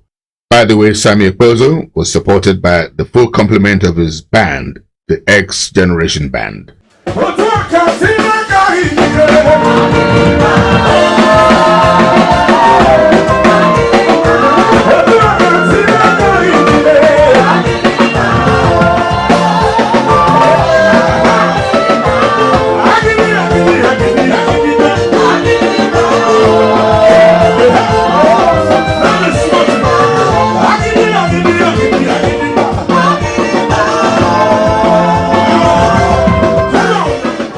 It's hearty congratulations to Azu Arinze and the Yes International Magazine team for the rousing success in 3 years. And this has again proved beyond any doubt at all that Yes International Magazine is more than just a soft sell.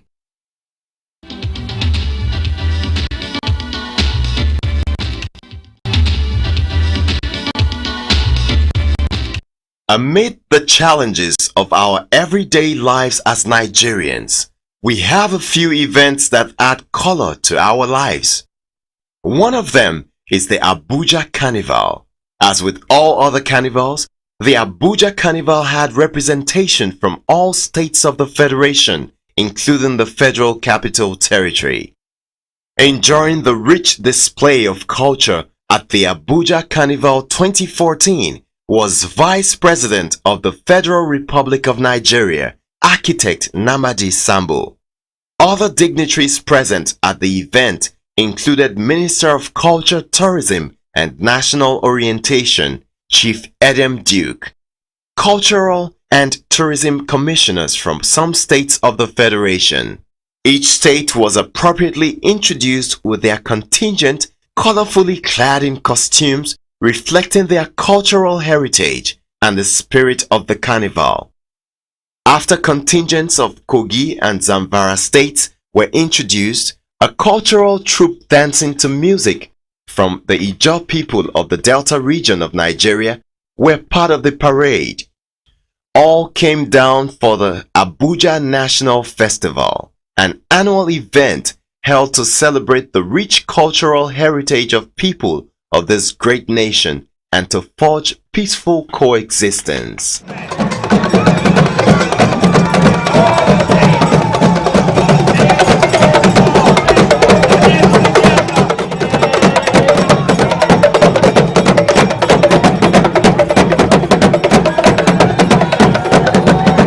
Ebonyi State followed shortly after the Ijaw cultural troupe. Many of the contingents had in their convoy what could be described as a motorcade that displayed the resources with which the state is endowed. The costumes were also colorful and reminiscent of other carnivals. The music, dance, and parade of the people of Ebonyi State gave way to the Niger State contingent. A good number of members of the Niger State contingent were rather different from the rest as they wore tracksuits. However, they had their cultural side fully represented, with displayed by their cultural troupe.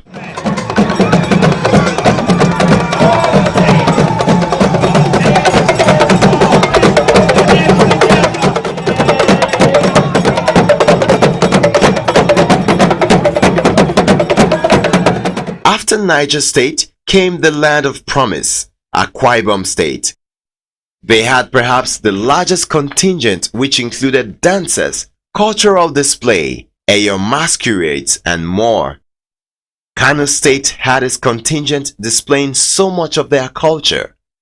When contingents from all states and the Federal Capital Territory had done their parade, the carnival formally started.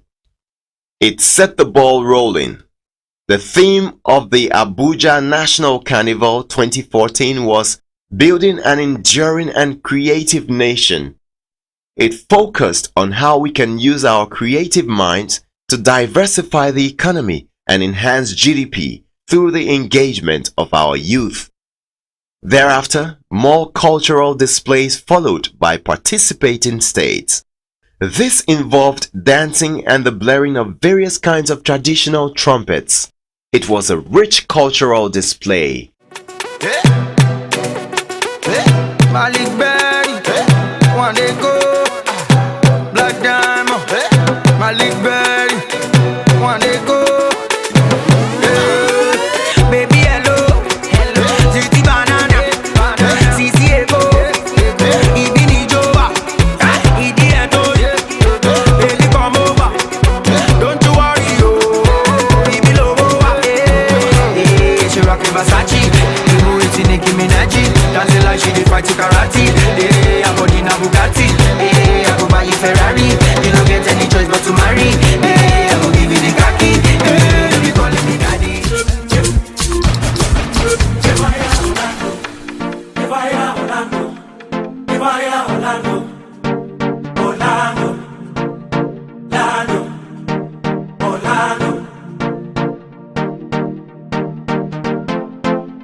Please help me, lady. I'm feeling dizzy. Oh, bring me something to help me through the day. Everything's spinning around, round and round and round. In some hole, leave me high.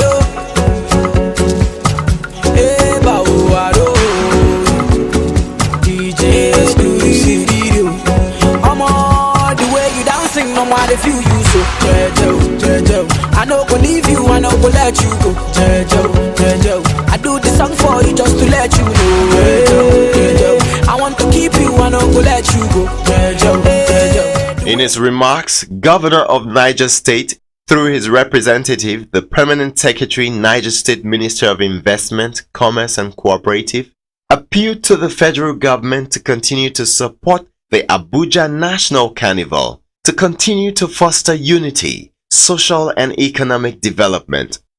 There were displays from smaller units of some states described as emirates, which had important historical roots in the development of such states. One of such emirates is the Zazzau Emirate contingent from Kaduna State. Here was a beautiful display of culture, color, and people of the various small emirates.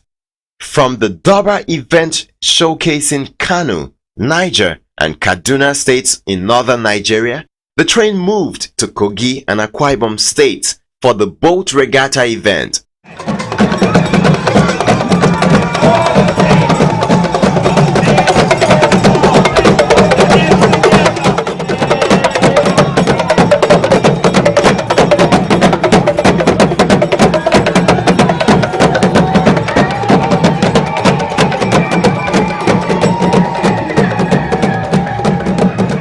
According to George Ufot, Director of International Culture, Ministry of Culture and Tourism, the boat regatta event has been a constant feature of the Abuja National Carnival for the past 10 years.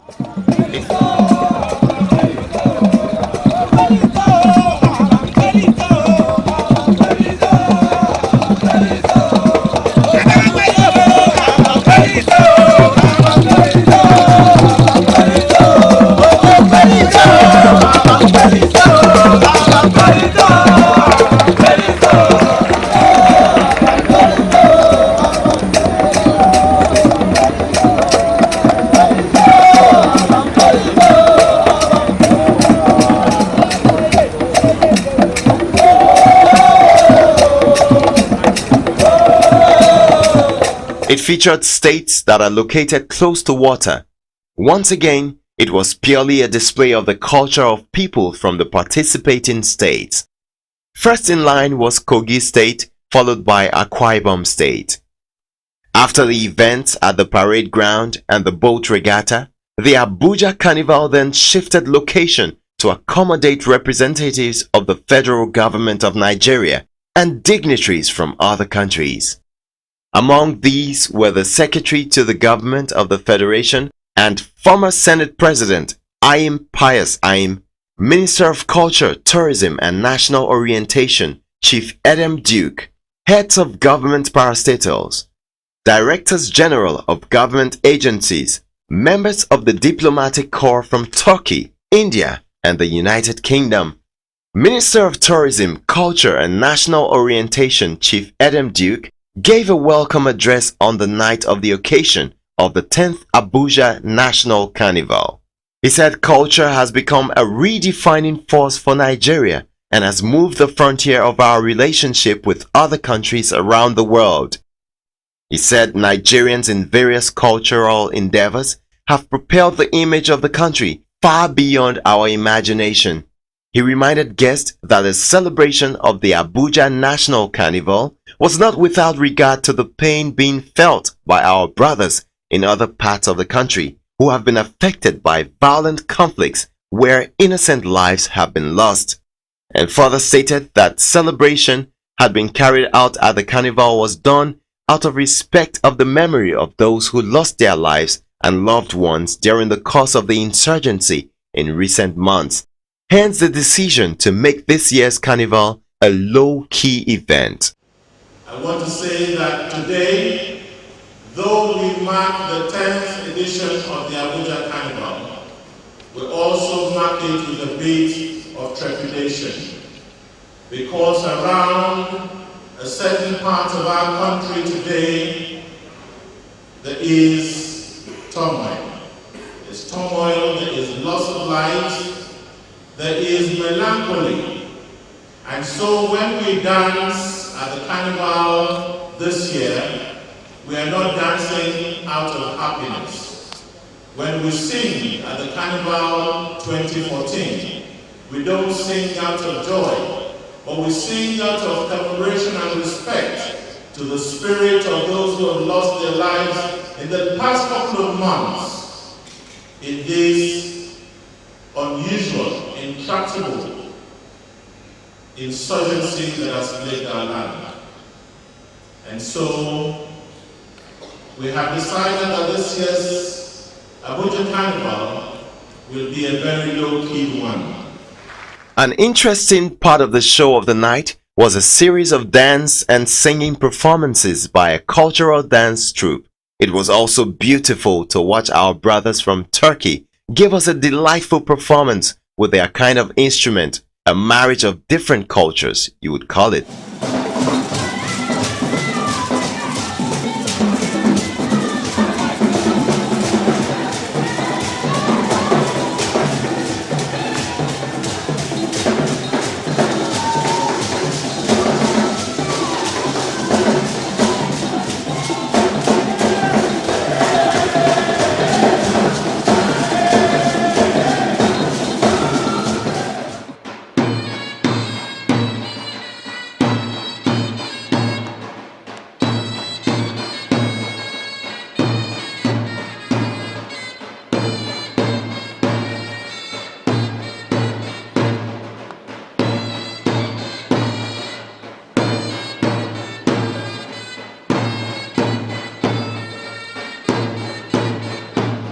The British High Commissioner to Nigeria, Dr. Andrew, enlightened the audience about the British Council's role in showcasing the art and theatre of Nigeria in the United Kingdom via partnership with the creative Nigerians to have their work introduced to British audience.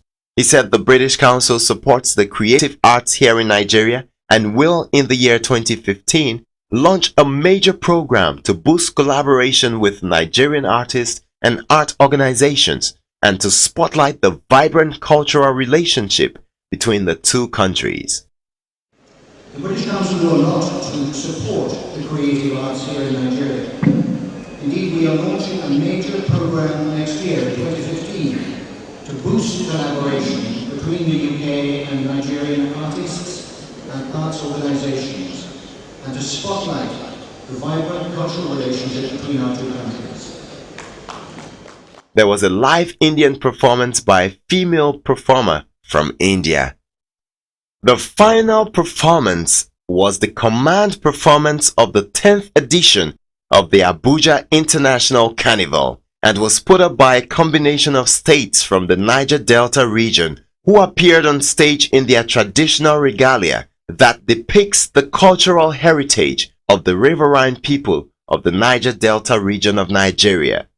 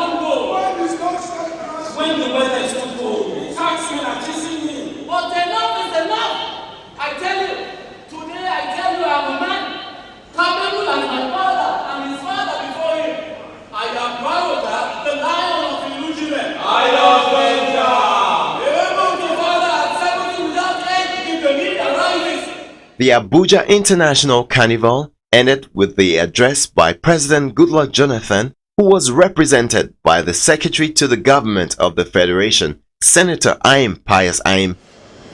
Accordingly, let me say that I am very pleased to announce that the Abuja National Carnival is 10 years old. I am also pleased to observe that Abuja National Carnival has since its inception been growing from big to bigger, resulting in Nigerian carnivals in many parts of the world. And therefore, what I do with the Honorable Minister of Culture and National Orientation, that there is a need to establish a national carnival council to coordinate and properly align the carnivals for maximum appreciation of these effects and benefits. See you all at the 2015 edition of the Abuja International Festival. Globacom, Nigeria's fastest growing telecommunications company, with effective and penetrating inroads in all parts of the country and the West African sub-region, connecting the whole world through its highly sophisticated fiber optic facilities, is one organization which has breasted the tape far ahead of other companies as far as its unflinching commitment to corporate social responsibility is concerned. Indeed, corporate social responsibility activities in which Globacom's bold imprints are evident are growing in leaps and bounds by the day and fast spreading to more sectors. Globacom's legendary push in the sports sector is helping to catch football stars of tomorrow from the tender age. The Globe Football Academy places emphasis on balancing education with talent. On the cultural front, Globacom has over the years sponsored cultural festivals like the Ofala Festival, celebrated by the Onitsha people of Anambra State, Lishabi Festival of the Egba people from Ogun State, the Ojudeba Festival of the Ijebu people also from Ogun State, and the Ekimogun Festival of the people of Ondo Town in Ondo State of Nigeria. Globacom was also the proud sponsors of the 2012 edition of the Ekimogun Festival, which took place in Ondo Town recently. As it does every year, Globacom, led by some of its top officials, usually pay homage to the Oshimawe and the paramount ruler of Ondo Kingdom, His Royal Majesty, Oba Dr. Victor Adesimbo Kiladejo. This is for the much-needed blessing. Now here, Globacom's branded items were given out as gifts and souvenirs. One event that preceded the Ekimogun Festival this year, at which Globacom played a dominant role, was a brochure and book launch which took place at the Civic Center in Ondo Town. The event was graced by Governor Olusegun Mimiko and his lovely wife, Chief Mrs. Olukemi Mimiko. The magnificent Civic Center in Ondo Town, which has over the years been venue for the Ekimogun Day Festival, was actually built from money contributed by indigents of Ondo Town at the previous editions of the Ekimogun Festival. This is courtesy the Community Development Appeal Fund, coordinated by Ondo Development Council. At the commencement of the Ekimogun Festival in December 1988, the organizers' mandate included the mobilization of Ondo people towards community development, to recognize and reward Ondo sons and daughters who have achieved excellence in their various endeavors, and to popularize and eventually commercialize some aspects of Ondo culture and tradition for domestic and international export. The Ondo Development Committee ODC was conceived as an umbrella body for all Ondo clubs in Ondo Kingdom, Nigeria, and in the diaspora. The most important message at all Ekimogun Festival from the Oshimawe and all well-meaning people of Ondo Town extraction is that they should allow the spirit of love and affection permeate the entire fabric of the state, especially among Ondo people, both here and in the diaspora. The 2012 edition of the Ekimogun Festival, sponsored by Globacom, afforded the indigents of the town the opportunity to show their colors and display the type of dressing akin to Ondo people. Ondo men and women looked very colorful as they dazzled in all shades and types of attires, the Sonyo, Alari, Ashoki, and others. The major side attractions of the Ekimogun Day Festival included skating, breakdancing by the youths, as well as performances by the Ondo State Cultural Dance Troupe.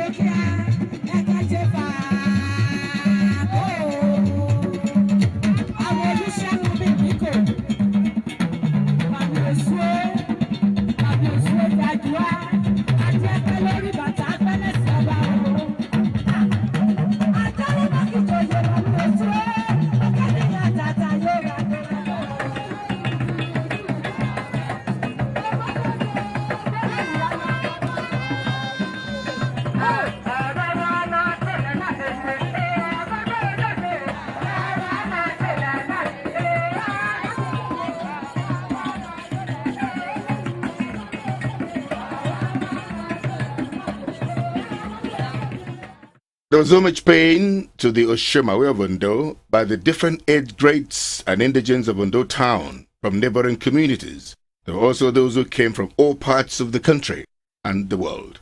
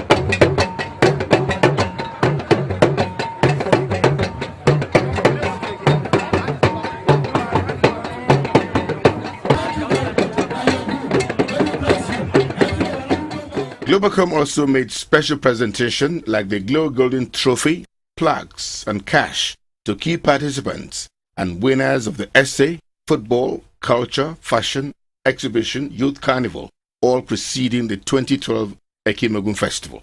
Indigenous music rendered in the traditional Ondo dialect was thick in the air at this year's Ekimogun Festival.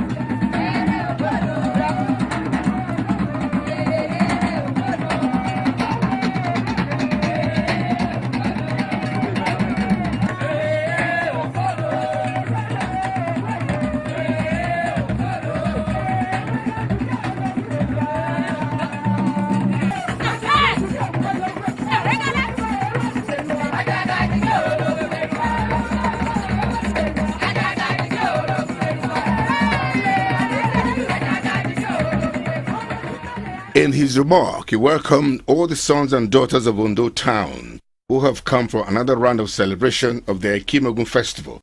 Chief Benga Kinawa enjoined other visitors and friends of the people of Ondo Town to make the best of the festive period to forge enduring friendship amongst one another.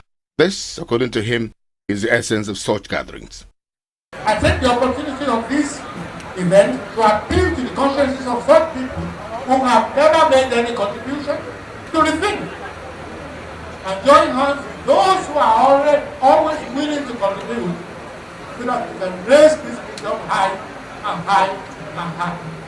The ODC and the entire people of Ondo Kingdom welcome all our others, theologians, other traditional rulers, and peoples of various communities who are attending this festival for the first time. We are particularly happy to welcome our friends from outside Ondo Kingdom who are here to rejoice with us, stretching their hands of fellowship to us. At the right time, we shall reciprocate. There was also a special address from the throne by the Oshimawe and paramount ruler of Ondo Kingdom, His Royal Majesty, Oba Dr. Victor Adesimbo Kiladijo. In his address, he thanked all sons and daughters of Ondo Town for their continued interest and love for their place of birth. The monarch congratulated Globacom for its tireless efforts in promoting culture. In Governor Olusegun Mimiko's address, he also thanked Globacom for being in the vanguard of the crusade for promoting the culture and tradition of our people. Governor Olusegun Mimiko heartily congratulated all sons and daughters of Ondo Town on the occasion of another Ekimogun Day festival. He urged them to close ranks and be one. On the part of Ondo State government, he pledged to open his doors to everyone, irrespective of any differences. Once again, I thank you, Kadis. I thank this company. It is just the beginning. We are going to replicate it in Kisuka and in Kariam. And I want to assure you, Kadis, that by His grace, we will remain unequivocally committed to serving the greatest interest of the greatest number of our people. The 2012 Ekimogun Festival was rounded off with a grand performance by King Sonny Ade, himself a proud son of Ondo Town.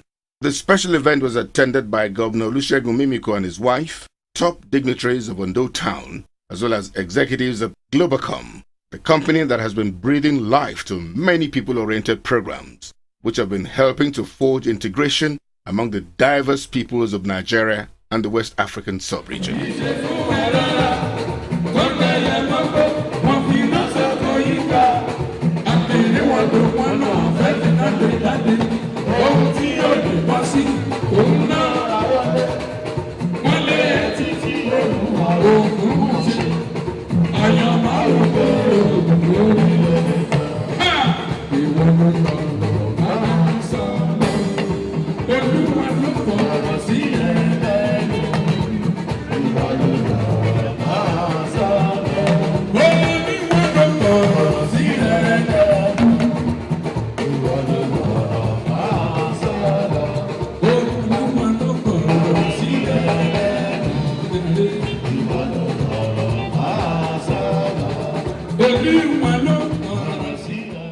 Ekimogun Day, it's a product of, it's a baby of the Ondo Development Committee, a committee set up to bring so many things to Ondo, but specifically to bring all the sons and daughters of Ondo together so that they can deliberate on things that will be of immense benefit to the community. It's also for us to find a way by which we can raise funds for developmental projects in the community. It's also for us to ensure that we remain as a unit, as one indivisible entity. And with all sense of modesty, we have achieved quite a lot as far as that is concerned. The Ekimogun Day started about 25 years ago. And one is proud to say that we probably that Ondo Kingdom actually started it. It is after that other community now started having their own development, community development days. So we have achieved quite a lot through the Ekimogun Day, and vis-a-vis by virtue of the committed indigenes of this kingdom that are members of the Ondo Development Committee. And like I said, everything revolves around the Odis, around the Oshimawe, through the support of the Oshimawe Council.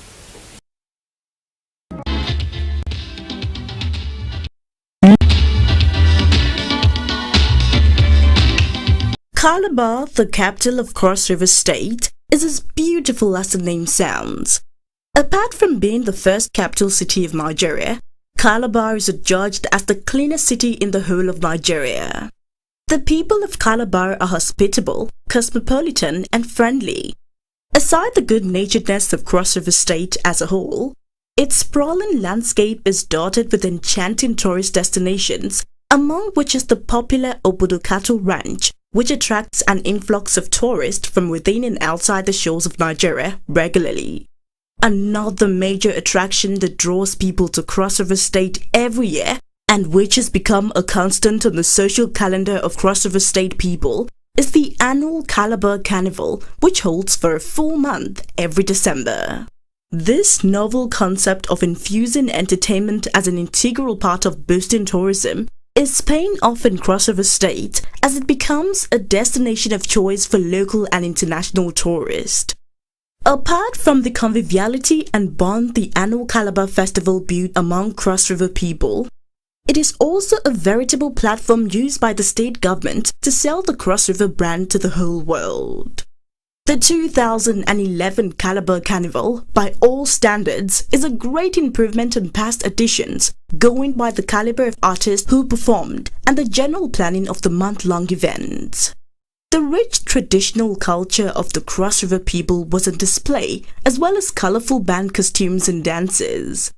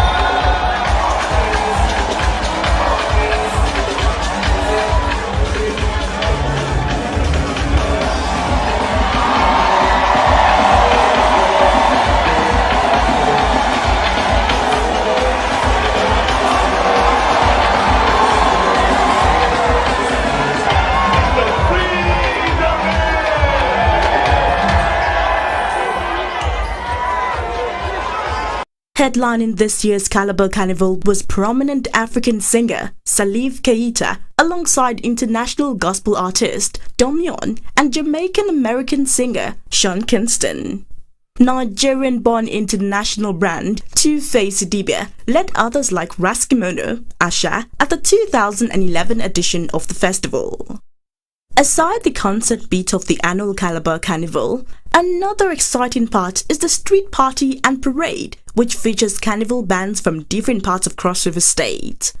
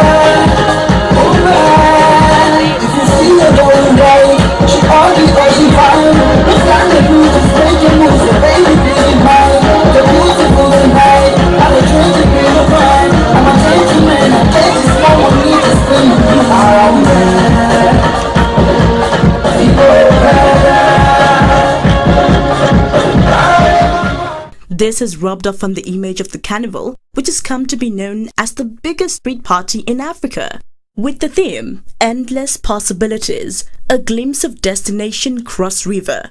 The 2011 Calabar Festival, which used to be known as Calabar Christmas Carnival, also featured a Carnival Queen pageant, contested for by beautiful ladies from across the length and breadth of Cross River State. The interesting thing about the Carnival Queen pageant, which separates it from other beauty pageant, is that the Carnival Queen does not just serve as a beauty queen, but also doubles as an ambassador for tourism in the state and a role model for youths in the campaign against abandoned babies, which is a crusade spearheaded by the wife of Cross River State Governor, Mrs. Obioma Liel Imoke, through her NGO Mothers Against Child Abandonment, MACA.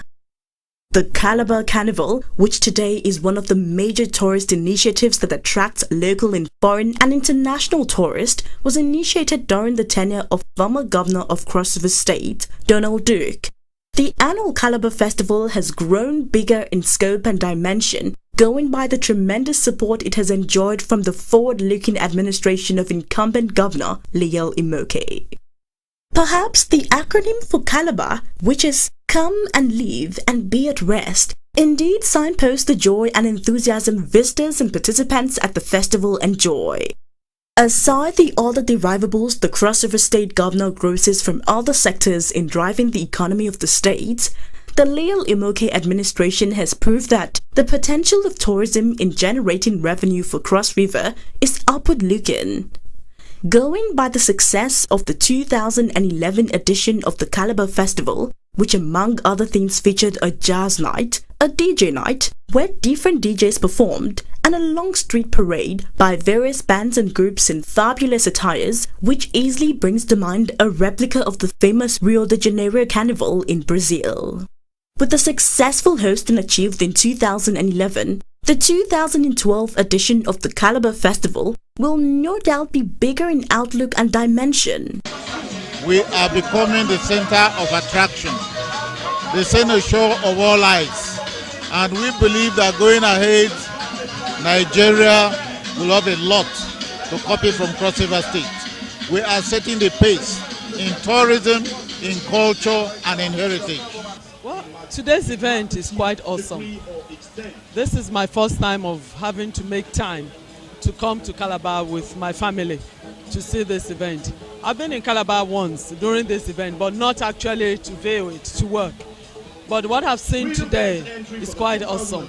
And you can see how many of our youths have been taken off the streets. They are engaged in doing something very constructive. They are telling a story. This whole parade is telling us a story. You know, I've been here every year for God knows how many years and part of this event, and every year it's getting better and better and more interesting and exciting. You know, the costumes, the music, the participation of the people, and the happiness that people have. See you at the 2012 edition of the Calabar Festival.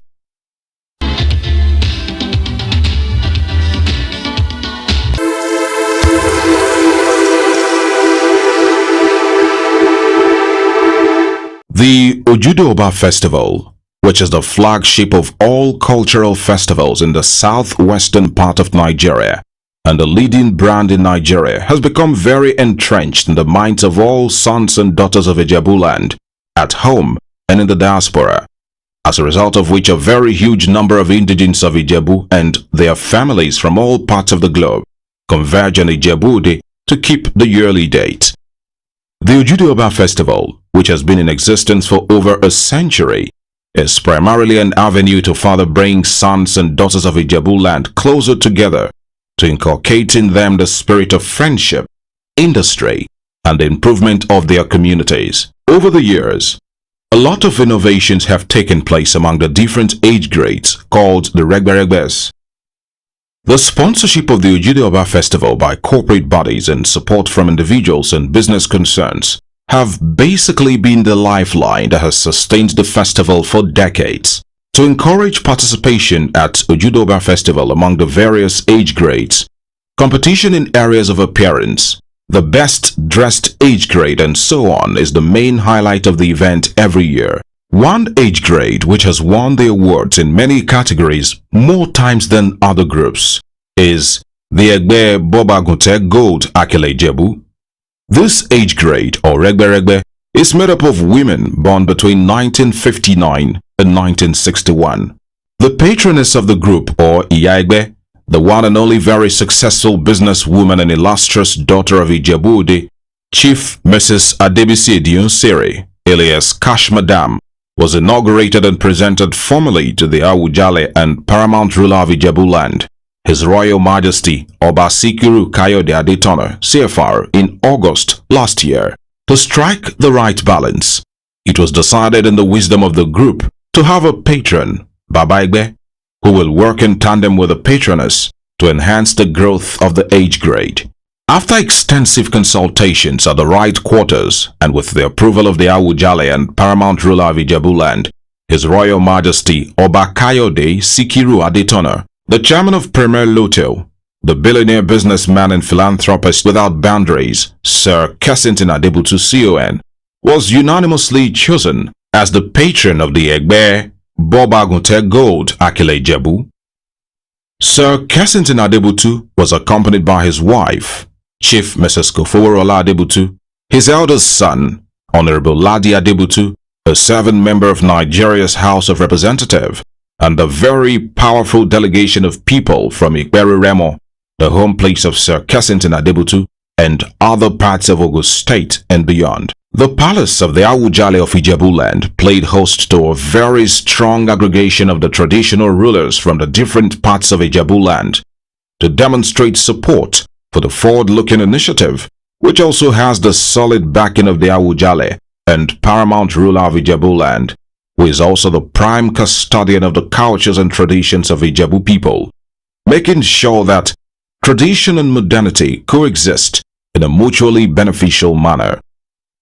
All members of the Bobagunte Gold Akile Ijebu age grade, who turned out in all white attire with deep blue headgear to signpost their conspicuous prominence, engaged in a lot of singing and dancing to prepare the right atmosphere for the event.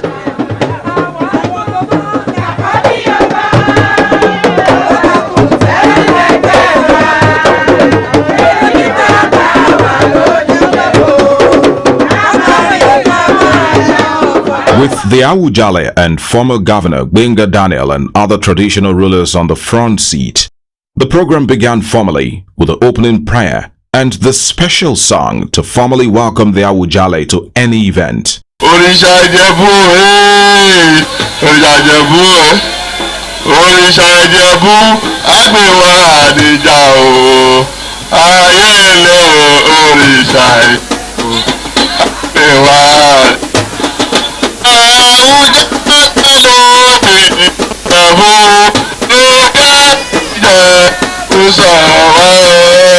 The new patron of the Bobagunte Gold Akile Ijebu age grade, Sir Kensington Adebutu CON, was introduced to the audience and then was greeted with a special music rendition by members of the age grade as others in the audience echoed the song along.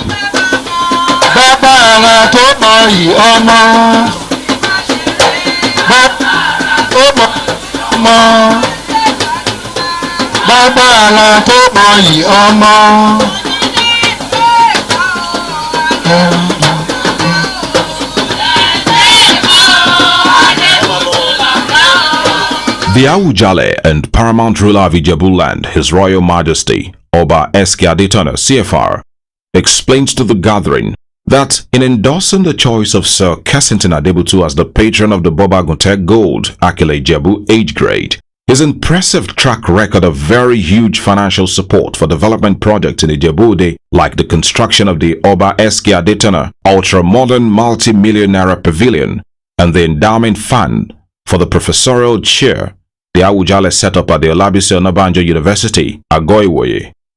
Above all, the Awujale said that although Sir Kensington Adebutu is from Ikberi Remo, he has continued to help the Ijebus in many ways.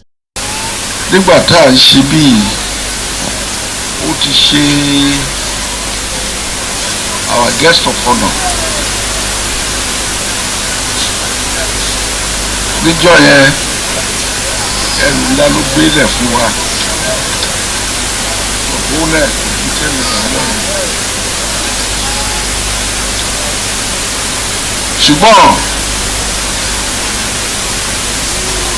ṣùgbọ́n ṣòde lòun bó ti ń ṣeré mọ́ ló ń ṣe bí bó ti ń ṣeré mọ́ ló ń ṣèjẹ̀bú ṣùgbọ́n ètò dùn mọ́ mi bẹ̀ ni pé orúkọ ìjẹ̀bú ló ń jẹ́ bàbá ìjẹ̀bú kì í ṣe bàbá rẹ̀ mọ́. The Awujale advised all the members to emulate their matron, Chief Mrs. Adebisi Edionsere, alias Cash Madam, and Sir Kensington Adebutu, the patron. The Awujale prayed specially in Ijebu dialect for Sir Kensington Adebutu CON and his wife, Chief Mrs. Kofoworola Adebutu, and children. Bàbá Ìjẹ̀bú láti lo occasion yìí láti dúpẹ́ lọ́wọ́ ẹ̀ pé Ọlọ́run á lọ́ra ẹ̀bí ẹ̀ òdì fàìsàn ló gbà ìka àbábọ̀n òdì gbèsè láyé agbógbàjò wọn bí kọjá tòsí ẹ ìjà bíjò fún ẹ o ayé àbáyọ fún ẹ ayé ò ní fi nǹkan fẹ́ ẹ níwọ̀n ọlárẹ̀wájú ẹ kò jọ lára ẹ̀ lára ọdún kó o túbọ̀ rí ṣe ìyá bá rí ṣe èsì bá ro máa fọwọ́ rẹ̀ sí náà ọmọ rẹ o. Again, more traditional music rents the air to enliven the atmosphere.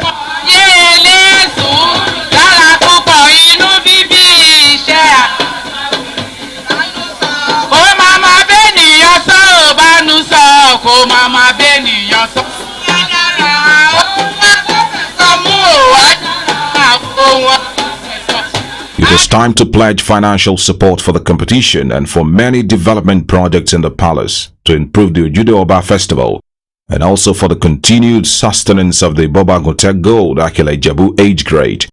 The royal father of the age grade opened the donation, followed by Otumba Gbenga Daniel, some traditional rulers.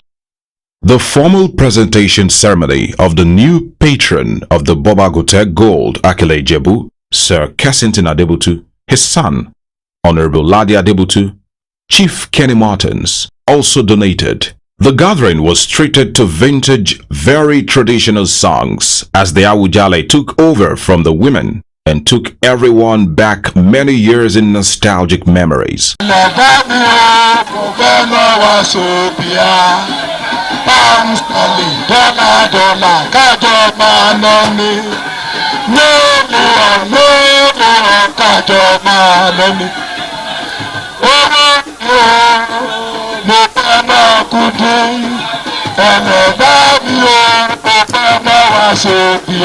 The formal presentation ceremony of the new matron of the Bobagote Gold Akile Jebu, Sir Kessington Adebutu, ended with a closing prayer delivered by the Ebomawe of Agoiwe, Oba Abdul Razak Adenuba. There was reception later at the banquet hall of the Awujala's palace. BOS correspondents interviewed some of those at the event.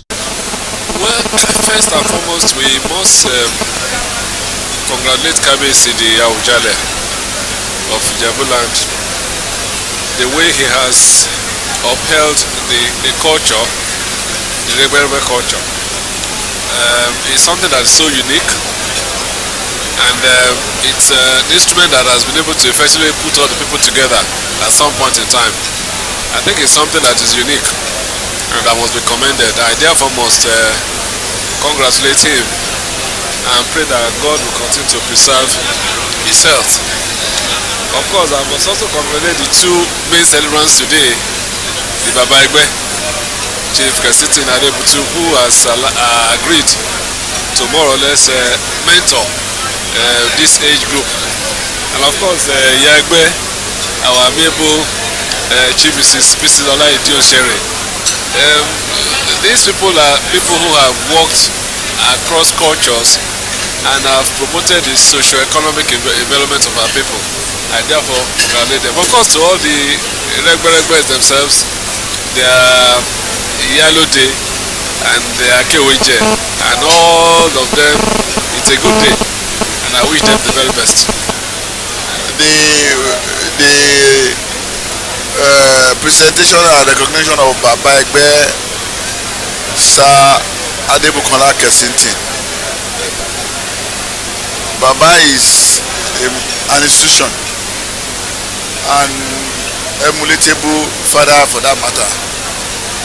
What we are trying to say is that even those the so-called member or Megbe, they should realize that those caliber of Iya Egbe and Baba Egbe coming together to paddle the affair of that Egbe, they must behave and emulate them. Our one and only cash madam, Alaja Bisola Idioseri, the Yasuno of is a mother in millions, very accommodating and sociable enough. With all this encomium, I can only give it as a goodwill to members of the Egbe to emulate their leaders. That is to say, they are Baba Egbe and Egbe. And our Baba Aujale is there for us, giving the blessing. And we pray Almighty Allah to give him the strength, more long life to set the affair of this Ijebu nation. We are proud of him, and we know he will live for us for long. She's a very amiable woman. Aoni Yegbe, she's Yegbe. So she's a philanthropic, very good-hearted woman. I believe she's the Yegbe or the patron of the club. Then you have my very good friend, now my in-law, Sir Kensington Adebutu, a renowned philanthropist, a man who is known to be of such wonderful disposition, who does not count or look at barriers or boundaries in rendering assistance. Our hit today is also the Baba Egbe. So I count the gold group, Egbe Egote Gold. I count the ladies very, very lucky. They are also golden ladies, both in beauty, in assets, in disposition. I've seen all of them. So I think it's a beautiful occasion, it's a beautiful day, it's also a beautiful match. And for the KBAC, it can be better blessed with such support of very distinguished personality who are willing to render assistance to the people of Ijebu-Ode. No, the Regbe group is a unique institution in Ijebu land, and I wish them well. They have people before them and they have people after them. They should try and cooperate with them to make sure that the Ijebu nation moves forward. From Biscon Communications, it's hearty congratulations to Sir Kensington Adebutu, CON, patron of the Egbe Bobagunte Gold, Akile Ijebu.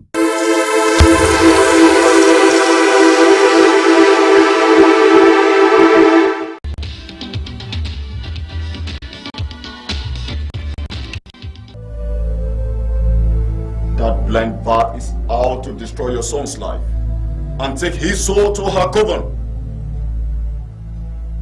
You must throw her out of your son's house at once. That way, you will avert a great tragedy. I have heard you, great prophet. What is that? This is the 500,000 you asked for. Put it before the Lord.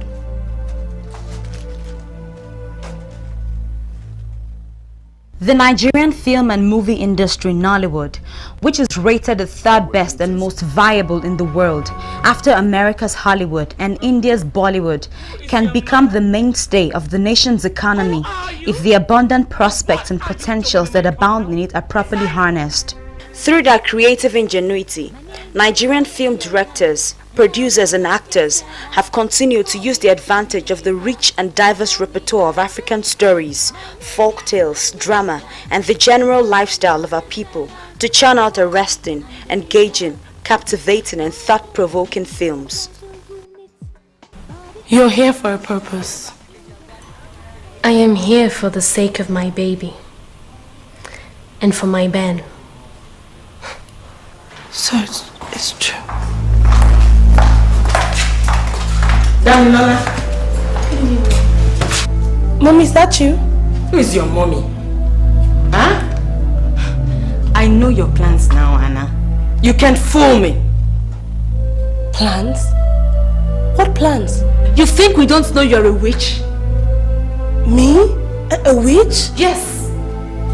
Don't waste our time. I have come to throw you out of my son's house. You can't kill him for me. You must leave now. Mommy, is everything alright? Oh, shut up. Today, Nigerian films dominate the big screens in almost all parts of the world, and our actors and actresses are most sought after, deified, worshipped and adored wherever they go. Our film directors, producers and actors have turned themselves into ambassadors of our country, positively advertising Nigeria to the whole world. These are heroes and heroines deserve to be commended for defying the most crucial odd of the non-existent financial backing, unlike their colleagues in other parts of the world, to make a bold statement that the Nigerian film industry is ready to rule the world.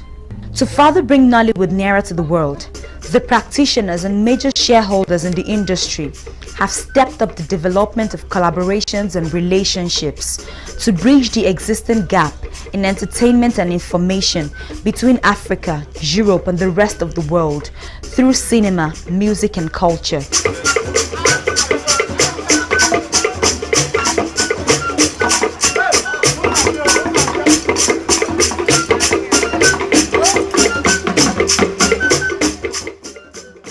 To bring Nollywood and other African movies to the forefront of the international cinema, frontline actors and actresses of Nollywood stormed Dublin, Ireland recently for the first Nollywood and African Film Festival 2006, specially dedicated to celebrating African culture through films. For 3 days, through the African movies and documentaries shown, the Irish local community was educated, entertained and informed, providing an avenue for positive awareness towards Nollywood and African movies while showcasing the colorful and diverse cultural lifestyles of Africans. The first Nollywood and African Film Festival 2006 in Dublin began with the premiere of the popular Oswofia in London. The movie Oswofia in London, which had enjoyed rave reviews on big screens around the world, is a comedy about a native African man who is extremely lazy and gets the chance to travel to the United Kingdom for the first time. However, due to the death of his brother who left Africa years ago, he has been named as the sole heir to his brother's estates. It's a very funny movie, showing the difference in culture and the way of life of Africans and Europeans. Another popular Nigerian movie premiered at the first Nollywood and African Film Festival in Dublin was Across the Niger. The film Across the Niger has already gone onto the big screen in Milan, Italy amongst other countries. Another film which the local Irish community were privileged to see was Amazing Grace, produced by Jetta Amata. The movie is about the initial slave trade period in Africa and deals with issues of how Africans were involved in the trading of their own brothers and sisters. The movie also shows how the sound Amazing Grace came about through the people of Calabar in Nigeria. The movie reminds one of Amistad. Another movie premiered was The Widows, featuring new and major Nigerian actors and actresses. The Widows is about the travels of an African woman whose husband is killed by his feuding brother, and she is asked to undergo 60 days mourning period with her dead husband to prove that she did not kill him. She is also asked to relinquish all her husband's wealth and required to marry her husband's older brother, who is already married as part of the tradition. It is indeed a gripping, very emotional and thought-provoking drama which held the Irish community spellbound. Other African films premiered were Paria, In the Name of Tradition and Prince Luceno. Highlight of the first Nollywood and African Film Festival, which was well attended by Nigerians resident in Dublin, included the Igbo community in Dublin. Nollywood stars like Kanayo O Kanayo, who was recently adjudged the best actor in Africa, Stella Damasus Aboderi, Ejike Asiegbu, president of the Actors Guild of Nigeria, Ini Edo, who won City People's Award as the best actress in Nigeria. Ramsey Noah was also there. Isang, who wrote the script for the movie Widows, as well as other movie producers and marketers. When I call your tribe, you need to come out here and do it. When they do it, Kora Award winner for Best Male Spiritual Vocalist Samuel Poso performed, and the whole place was turned into some sort of carnival as the actors and actresses and others had a field day.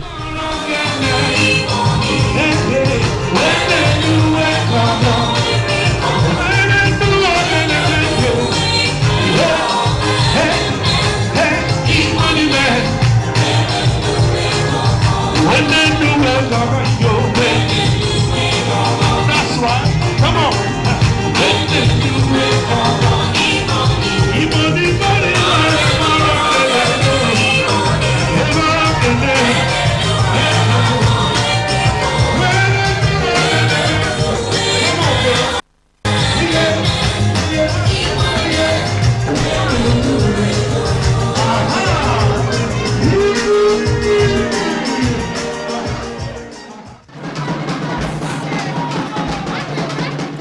There was indeed a strong presence of Nigeria's culture at the event. The Shakiri family group in Dublin, Ireland also performed.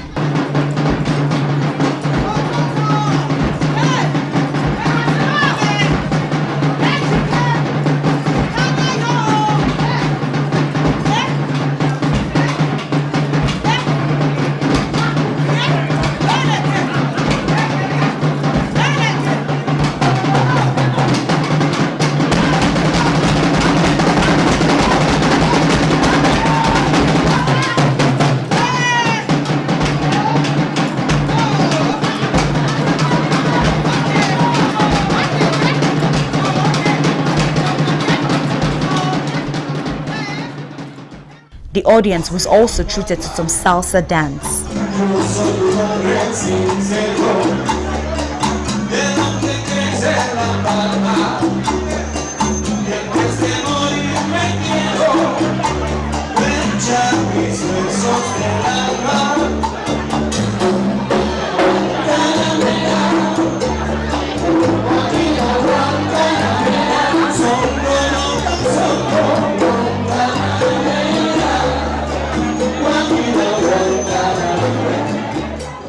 Perhaps the highlight of all the performances was that of Stella Damascus Abordere, whose birthday it was, and indeed all the Nollywood stars celebrated with her. Happy birthday to you. Happy birthday to you. Happy birthday to Stella. Happy birthday to you. I'll never see the kind to turn this lost one in the night. This kind of love was worse than river, taking me to places I never knew before. If you love me, why don't you tell me so? You tell me every day, but you never tell me. And there's no